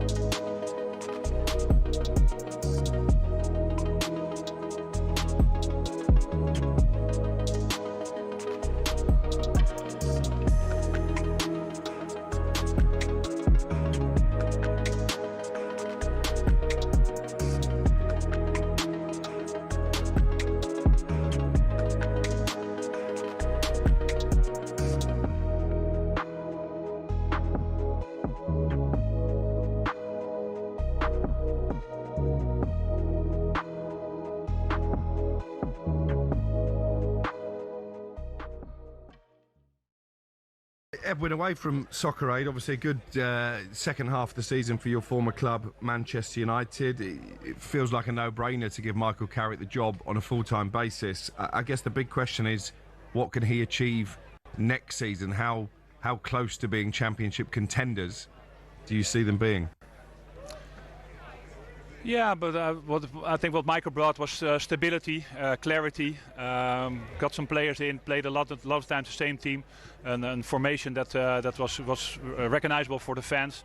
And I think the performance that he put on, the results that he got, and that the board and the directors take their time to look at our options, see how things develop, see how the players look like. Probably they got some contact with Bruno and some established players to make up their mind. And very happy for Michael that he got the opportunity to do it on a permanent basis. What about Michael Carrick's big selections this summer? What has he got to do in order to make them more competitive next season in terms of winning the Premier League? Because that's the established aim for Manchester United. Yeah, of course. I'm not that deep into Manchester United. And of course, some players will have a desire to leave or to extend the contract.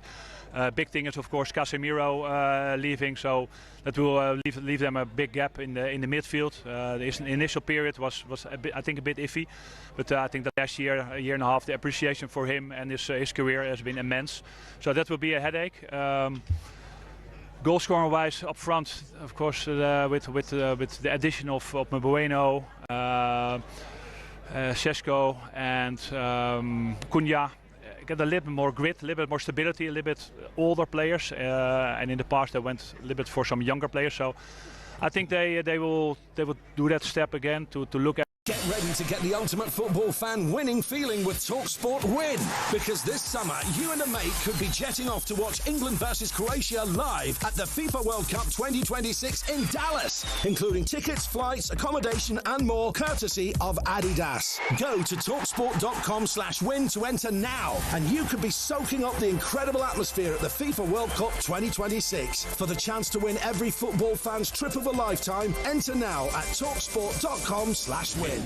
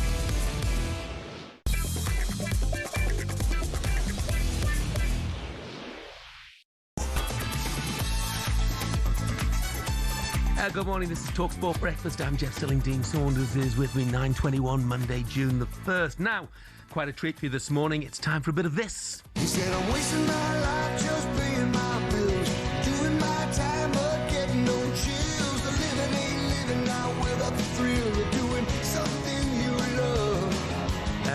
Kiefer Sutherland, international acclaimed actor, musician, producer, director, has spanned more than 4 decades in film and television and music. I'm sure he wouldn't want me to remind him of that.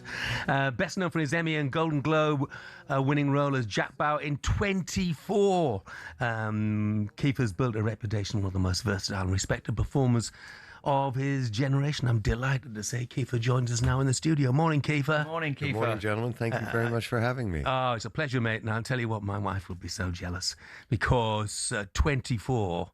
when it was being shown in the UK, was absolutely compulsory viewing in our household. I mean, do you get sick of talking about it? Everybody must want to talk to you about Jack Bauer. It was such a fantastic experience for me. And the truth is, I mean, I don't know if the viewers in the UK understand that they played such an integral part in the success of 24 and the longevity of 24. So the first year that 24 came out, in the United States. It was successful, but it was not certainly what it was going to become. In the UK, it was successful out of the box, and it was so successful that it kind of informed Europe, and Europe, it then became very successful. And so it was the viewership in the UK that made the producers and the studio in the States go, okay, we're going to do another year of this. And by the time we finished the first season, it was then very successful in the States. But it was really, its lifeline was here in the UK. Yeah, 'cause, I mean, I think it was well over 200 episodes, so it must have been pretty relentless as an actor. It was, you know, I've had friends that have called me up and were given the opportunity to do a television show, and I would say, oh my God, yeah, absolutely, do it. And they'd phone me back and say, I hate you, and I hated the experience, and it's individual. You either want to do that kind of work, and so as an actor, I got interested in kind of focusing on the minutia of what this character was going through, and not once, you know, if you looked at Jack Bauer from season 1 and looked at Jack Bauer from season 8, they're dynamically different characters. It's, you know, it's just as I'm different than I was when I was 20. So I enjoyed that as an actor. A lot of other actors don't. So it was kind of felt tailor-made for me. So I was never bored. I was always excited about doing it. And it was also, you know, I had a career, you know, at the beginning of my career, whether it was Stand By Me, Lost Boys, Young Guns, A Few Good Men, Flatliners, those were all very big successes. And then I kind of hit a spell where I wasn't doing anything that kind of was very successful. And so I was, by the time 24 happened for me, I knew both success and kind of not failure, but less success. And so I was very grateful to have a project, an opportunity to work on something that people were really enjoying, and that mattered a lot. And obviously now well, not now, you've always been a singer-songwriter, and you're on tour at the minute. Mm-hmm. What do you prefer doing, singing or acting? They're so dynamically different. It's really apples and oranges to me. The one kind of connective tissue would be storytelling, right? So what I love about working on film and what I love about working in the theater as an actor is the telling of a story, the beginning, the middle, and the end, and doing that and crafting that the way I would want to tell that story. And it's the same thing with songwriting and singing a song, is how do you want to tell that story? Other than that, the dynamics of actually playing the guitar and the dynamics of singing are just so dynamically different than what is required physically as an actor. So I love doing both, but the one thing that connects them is the telling of the story, and that's the thing that I like the most. And this is, you know, if I'm sitting in a bar with some friends, that's the thing I like about that too, is kind of all of us telling stories about kind of what we've been up to and that. So so it's kind of, that's the thing that I just enjoy the most in life. So you're on a European and UK tour to promote the latest album, which is Grey. How many albums now? 4. So this is the 4th studio record, and yeah, very excited. But this is, you were just telling us about, this is some tour, isn't it? You know, the amount of dates that you're doing in a short period of time. Yeah, so the tour, so the big band tour was, not big band, it was 5 of us, but like the full band. We did 34 dates in just over 40 days.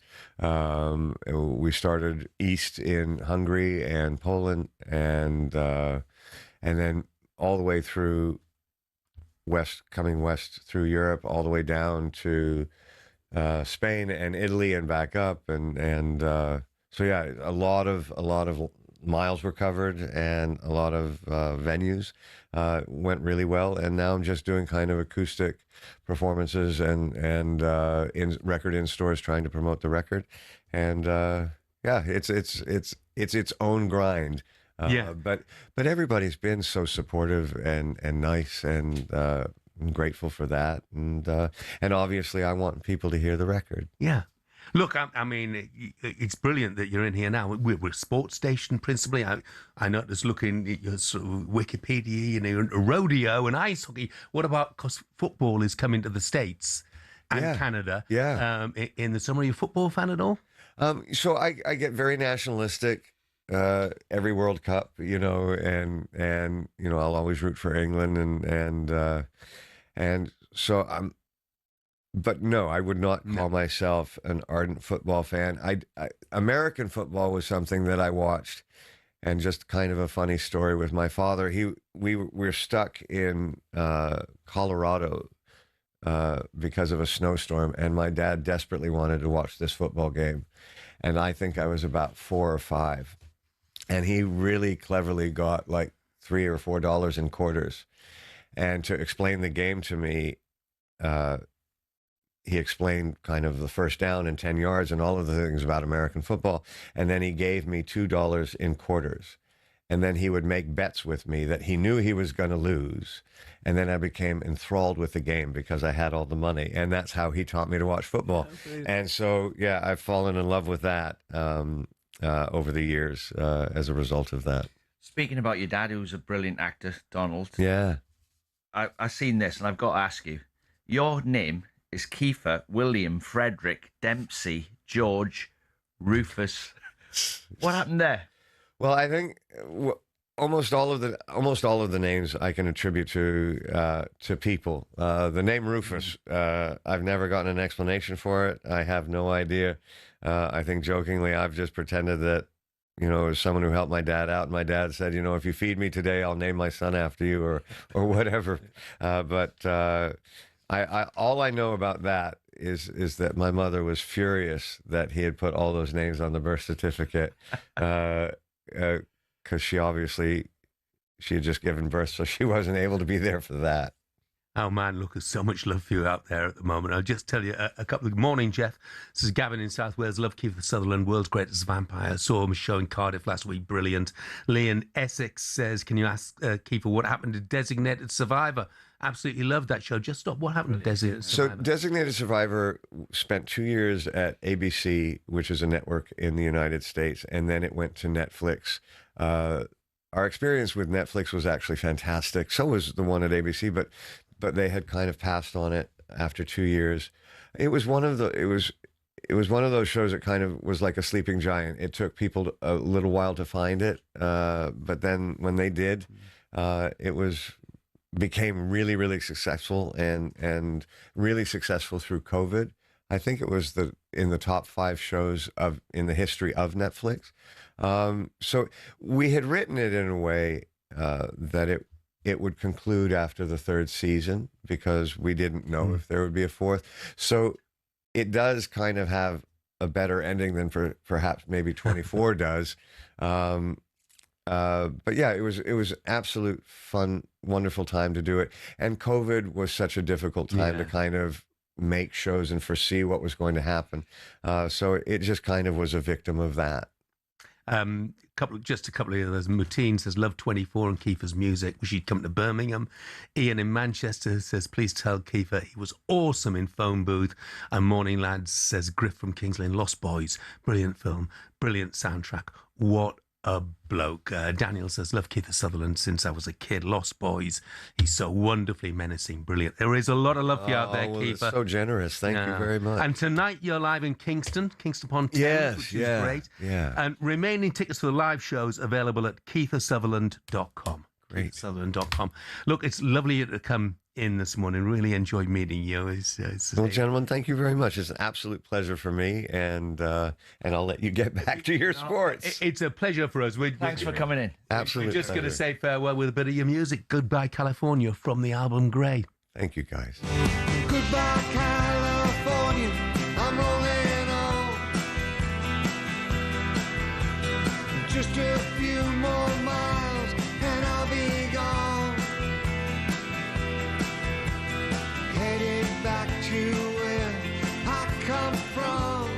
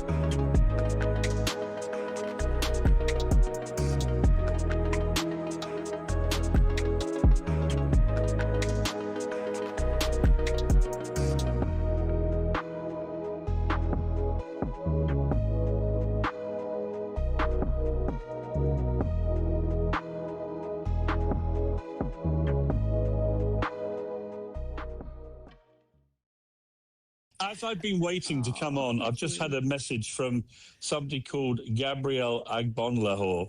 I'm not quite sure who he is, but his message was replying to me writing a diary in the Spectator magazine this week, which is headline, "No one likes Arsenal, we don't care." And he's just said, "I pray for a PSG win." Think about that sentence. That is a talkSPORT presenter on his knees praying to God that Arsenal an English team, do not win the Champions League. That is how pathetic the Arsenal haters have got. It is pathetic. I want to ask you about that, Pierre, and I'm deadly serious, right? I'm deadly serious, right? I remember West Ham getting that Conference League final.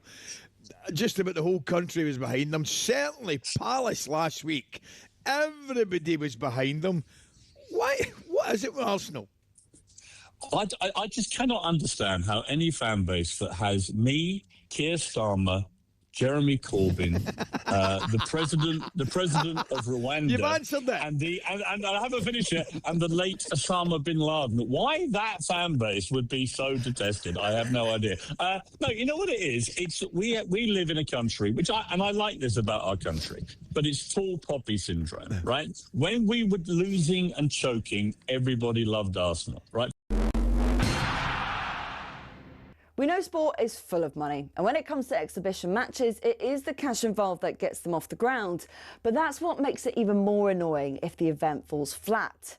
When Mike Tyson fought Jake Paul, 65 million people streamed it on Netflix, but many people complained of buffering and freezing, and the fight itself wasn't that great either. So fans got shortchanged, while Tyson and Paul took home around $60 million between them. Another one with a huge prize pot was Tiger versus Phil in 2018. That had £9 million. But again, the pay-per-view had streaming issues. Miking up the players was an anticlimax too, and the golf itself was bang average. When Ronaldo went to Saudi, we all knew money was the driving force, given his salary of £177 million a year. But then they thought, let's get Messi over for a game. So we had PSG versus the Riyadh All-Stars. Both the GOATs were past their best, but PSG still lined their pockets, charging fans a few pounds to watch it on their official channels. Although it wasn't quite as bad as the 75 quid pay-per-view where Mayweather fought McGregor. I feel like what we really need is constantly high-quality action delivered to you for free. And that, my friends, is called talkSPORT.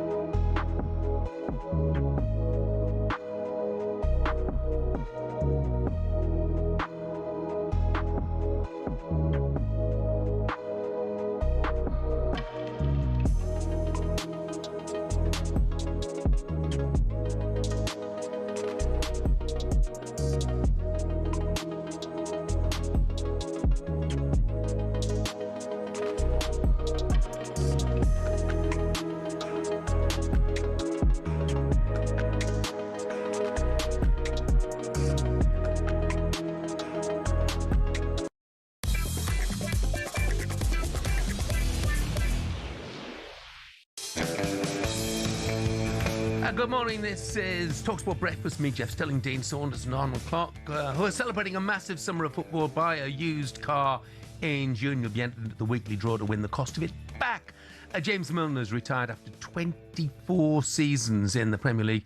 No one's made more appearances than his 658. He scored 56 goals, notched up 90 assists for the likes of Leeds and Newcastle, Man City, Liverpool and Brighton. That's not too shabby, what is it?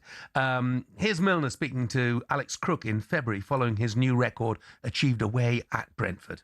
I've always just tried to get on with it and learn what I can and keep pushing. And like I say, I've been fortunate with the people I've worked with and the fantastic football clubs I've played for. And I still obviously have that drive to try and improve and push and be the best I can every day. You've won Premier League titles, Champions Leagues, FA Cups. You've represented your country. Where does this achievement rank in terms of a career milestone? A lot further down than any of those, to be honest. I've never really been one for individual stuff. It's the team, and you look back at your career and you think of the trophies you've won. I think it's a nice thing to have, but it's a team sport, and like you say, that cheer in the dressing room, that togetherness, that's what it's all about. Team spirit, being with the boys, achieving something as a group. There's nothing more special than that. What a player. I can only say I'm in a position to be able to talk about him now he's retired, James Milner. I was his coach at Newcastle. And it's an example to every young footballer out there who thinks skill is everything. James Milner, his attitude has kept him at the top of his game throughout his career. He's got Premier League skills, obviously, international skills, but that's not his biggest strength. His biggest strength is his attitude, a fire in his belly, driving himself on, making himself better, and conducts himself. His mum and dad should be proud of him, and probably are. Ultimate team player, wasn't he, as well? Yeah, Ultimate selfless. When he went to Newcastle, he didn't want to go to Newcastle because he moved from Leeds. Leeds was his boyhood club, and I remember chatting to him, and he did not want to go to Newcastle. When he got there, of course, he does what he always does, and gave it his all. But what a career. And eventually moving from Man City to Liverpool for a free transfer. Free transfer. One of the greatest free transfers of all time, because he made 200 odd appearances for them. Sensational. Look, let's bring in talkSPORT's chief football correspondent, Alex Crook. Morning, Crookie. Morning, Alex. Morning, boys. Speaking of athletes, here's another one. Yeah, but look, I'll tell you what, James Milner, what a player, what a team player, but what a top man as well. Yeah, I think it came across in that interview, didn't it, when you talk about his personal accolades, 3 times a Premier League winner, a Champions League winner, an FA Cup winner, someone who's won numerous caps for his country. And he put all of that ahead of personal glory, really, ahead of being the Premier League record appearance holder. And I think that tells you all you need to know. It'd be interesting to see what happens next. I'm told at the moment there aren't any plans for him to get a coaching role at Brighton, but you've got to think, when you look at his character, there's a coach in there, isn't there? There's a future career in management for sure. Yeah. Remember, he played left back for Liverpool for the season. Never said a word. Just get on with it. I'll play wherever you want me to play. That's it. He's a type of player. On Friday night, when you put his name on the team sheet, it helps you sleep. When James Milner's playing, you know what he's going to give you. Yeah. We'll miss him. I mean, he's been around for so long. 16 years of age when he first played for Leeds United. Makes you feel old, Jeff, doesn't it? 'Cause we all remember his debut. Yeah. I tell you what, Crookie, it doesn't need James Milner to make me feel old. Andoni Iraola, the bookies have got him as long odds on for the Liverpool job. What's the news? Yeah, we're expecting movement today. I think there's going to be talks between Liverpool and Iraola, and this one could happen quite quickly. Obviously, he's already got a pre-existing relationship with the sporting director at Anfield, Richard Hughes. He was the one who appointed him at Bournemouth. I've got to say, this Arne Slot situation developed rapidly over the weekend, because we were still being told as late as the end of last week that the plan was to continue. But I think they crunched the numbers, they looked at the data, they looked at the performances at the end of the season, the Liverpool hierarchy, and decided that a change was needed. There's a classy open letter from Arne Slot in the local paper today. And I think in the fullness of time, actually, despite the fact his relationship with the fans was pretty toxic by the end, I think he will be appreciated by Liverpool supporters for delivering that Premier League title. But it does look as if Iraola is going to be the heir apparent. I think he'll take Tommy Elphick from Bournemouth with him as well. Elphick, who turned down the manager's job at Bristol City recently. Maybe he saw the writing on the wall for Arne Slot. And I think this is stylistically going to be more of a Jurgen Klopp type appointment than Arne Slot. And I think Iraola will deliver the type of football those Liverpool fans want. It is important who you've got with you as well. Like, I can only think back when I was at Liverpool. Ronnie Moran was the discipline police, and Roy Evans was the one that come back and tapped you on the back when you've had a bad game, or, said, come on, give you encouragement. Graham Souness was the enforcer, but there's a team. And the same thing happened under Bob Paisley and Bill Shankly. They have a team of people who actually get you on the pitch in the right frame of mind. So it is really important who he brings with him. Yeah, and it's interesting, actually, he almost stumbled upon Tommy Elphick by default, because when he was appointed at Bournemouth, he wanted to bring Inigo Perez, now the manager of Rayo Vallecano, obviously Palace's opponents in that Conference League final last week. He couldn't get a work permit, so he inherited Tommy Elphick and Sean Cooper, another former Bournemouth player, but they formed a really good partnership, a really good bond. Wouldn't surprise me, actually, if both end up following Iriola to Anfield. Bit of a Bournemouth connection up there. Yeah. What's happening with Marco Silva? It seems like the negotiations with Fulham have been pretty much never-ending, and he's in demand elsewhere.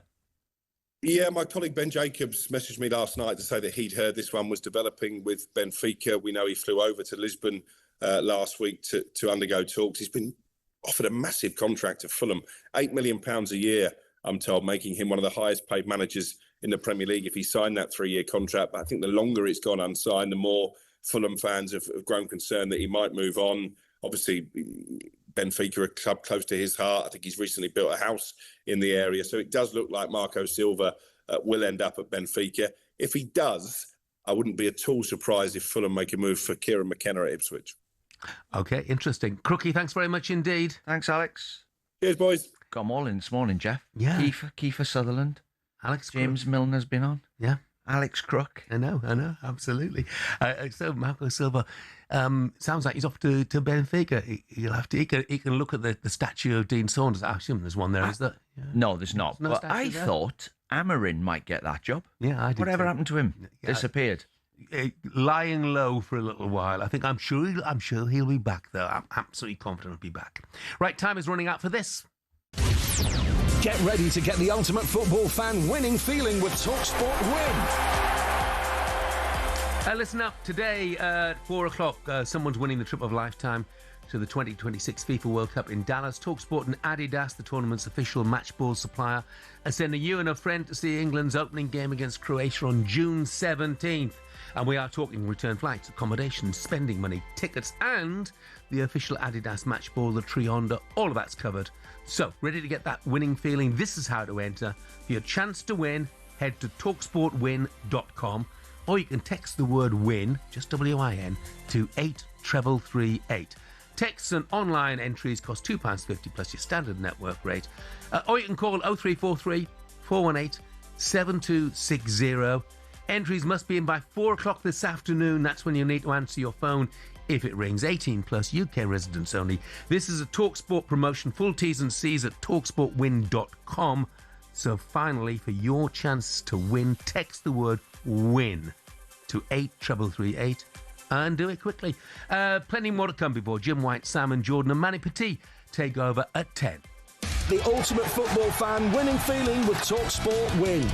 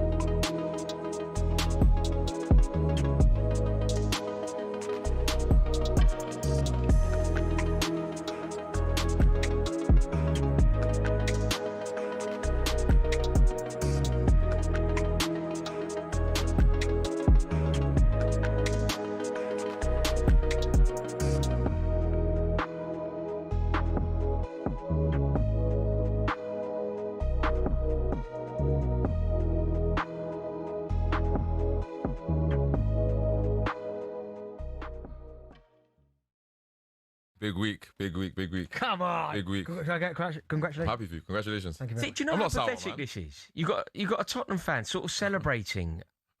You can't celebrate. You come in Straight in. Bro, at least like maybe a cup of tea first. Like, bro, straight in. No, mate, because your entire gait and approach is wrong. This is unjust. This isn't how it works. Darren sitting next to me, giving it the big one, is just about fair enough. They're champions. They can get away with it. You can't come in here as a Tottenham fan and celebrate. You got to celebrate. You're smiling. Where did you finish? What did you celebrate? Where did you finish? I'm not celebrating. Where did you finish? No, we finished mid-table. I'll put something to you. We had the same season as you.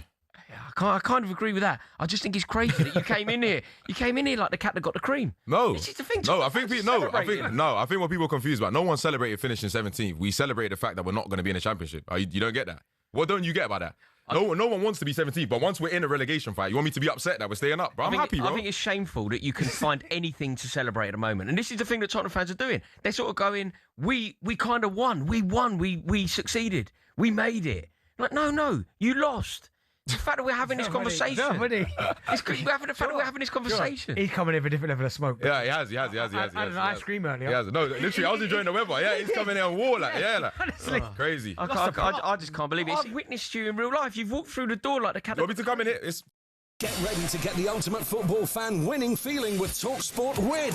Because this summer, you and a mate could be jetting off to watch England versus Croatia live at the FIFA World Cup 2026 in Dallas, including tickets, flights, accommodation and more, courtesy of Adidas. Go to talksport.com/win to enter now, and you could be soaking up the incredible atmosphere at the FIFA World Cup 2026. For the chance to win every football fan's trip of a lifetime, enter now at talksport.com/win.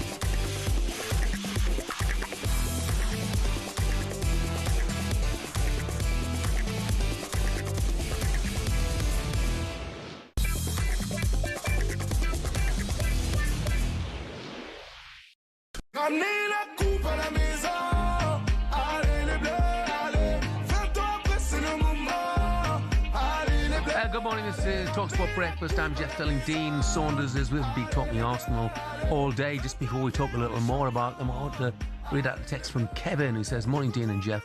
Kevin, a Liverpool fan, very relieved to Slot go. Not sure how I feel about the appointment of Areola. Slot has left Liverpool in tatters. Areola has a tough job on his hands now to rebuild, which is essentially what's going to be happening now with the team. Worrying times ahead, I feel." He said, "Slot pushed away some of our best players. He needs to take Gakpo with him. I'll drive him to the airport myself." It sort of begs the question, if talks are going on with Andoni Areola today, and we had Loro on earlier on, he said, there's no difference whether you're playing in front of 11,000, you're playing in front of 60,000. I get that. There is. But if Areola loses a game at Bournemouth, people shrug their shoulders and move on. If he loses a game at Liverpool, it's very different. I remember, Jeff, I signed for Liverpool. I was a British record transfer, so I was obviously a bit nervous. I knew I had to produce the goods. First game of the season, Oldham at home at Anfield, right? Sat in the dressing room, picked the programme up, started looking through the programme like you do. I got to the back page, and inside it had Liverpool's previous 10 years finishing position. Where do you think the lowest they finished in the 10 years before I got there? Oh, well, it'll have been pretty high. Second. I was going to say about sixth, but It was first, second, first, second. Wow, and I actually thought to myself, we got to win today. And that's when I realised you got to win every game. You can only lose 4 games. When Liverpool won the league last year, they only lost 2 games up to the point where they won it. So the pressure's on. It's a different pressure. When I played for Derby, for example, great club, but we were allowed to lose a game and have a bad run. When you get to Liverpool, or at Arsenal, even Villa, you're not allowed to. Benfica, Galatasaray, you had to win 3-0 every week. So there's horses for courses. Alex Ferguson, when he managed Man United, knew how to win a game of football. David Moyes took over, and he knows how to not lose a game of football. A different job. He's good at, and I like David Moyes, but David Moyes is good at getting you organised and hard to play against. Alex Ferguson would know what to do every week when it was a cup final for the opposition. Because when you play for Liverpool, Man United, Arsenal, every game's like a cup final for the opposition. They're in town, and you've got to put up with that to start with, and they teach you how to get round it. Lads, we've got to match the fire, match the work rate, and the skill eventually will tell. Yeah. So you talked about how tough a place Liverpool is to go in. I mean, maybe less tough at the moment in the sense that expectations are not quite as high. And you look at the job that he did at Bournemouth, and nobody can question that. Lost pretty much his entire defence, sold on, and Semenyo as well. I just wonder if they do appoint him, will he be revisiting his old club for the likes of, well, in particular, Junior Krupi, who's been linked with a lot of clubs in Europe? Well, again, the players playing for the top clubs, they're different animals to coach than they are, no disrespect, people playing for Crystal Palace. I'm being honest. I'm not criticising the Palace players, but when you're coaching Michael Owen and Alan Shearer and Ronaldo and people like that, they are thoroughbreds, and you have to treat them differently, and you have to know how to give them slack, how to discipline them, and how to keep them in the boat rowing with the rest of the players. That's a tough job in itself. You've got to be a psychologist to manage a big club as well. Yeah. Forget the sports psychologist. The manager has to be one. So look, fifth in the Premier League, that wasn't good enough to keep Arne Slot in a job. What would be the minimum that Areola, or anybody else who comes in, what would be the minimum they would be required to achieve at Liverpool next season? Well, without going over why he got sacked again, basically, if you spend 500 million and you make the team worse, which is what he done in 12 months, you're going to get sacked. And you've lost too many games. And the style of football, the fans weren't having it. You've got to be in teams' faces every week. And it wasn't that long ago. Mane, Firmino, Salah, in your face, try and get past us three before you get past the midfield. That's how the team plays for Liverpool. So I think, obviously, they've qualified for the Champions League. You've got to win trophies. You've got to win trophies, and you've got to be looking like you can still win the league with 10 games to go. You can still win it with 10 games to go. You've got to be in with a shout of winning the league. They get the biggest wages to anywhere in Britain, the players. You've got the choice of players you can sign. And if you're not doing it, we will replace you. Yeah. You told us earlier what you thought Arsenal needed. What do Liverpool need for next season? Do you know what? I started thinking about it. I'm thinking, God, this is major surgery. Canate's leaving. They just had major surgery last season. And they're having to revisit it. You have a bypass and have to go back in and have it done again. So you look at Canate leaving, they got to replace Canate. Tough job. I think Canate suffered because they had 8 right backs playing alongside him. Yeah. And I think his confidence went. He'd had personal issues as yeah. well. And we've got to take into account the Jota situation. We can't quantify what the feeling was in the dressing room when you lose one of your best mates. We can't put our finger on it, but it must have affected them. And different players, different ways. They need...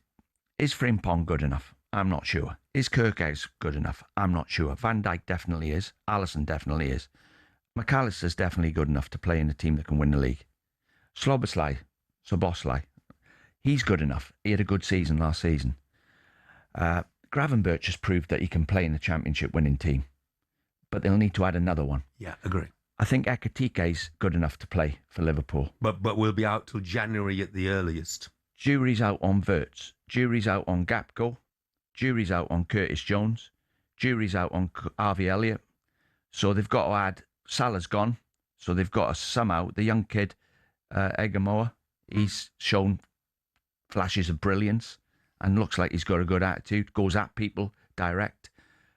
But you've got to add to that.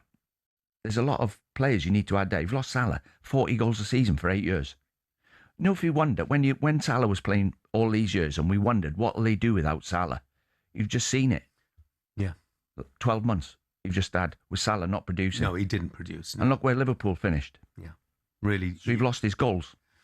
A lot of people will say that they've got a couple of young centre-backs waiting in the wings, and they have, but I'm not sure that they would be the ones you would want in a Premier League winning side. To replace Canate, you have to go and get one of the world's best centre-halves. You have to go and try and sign Arsenal centre-backs.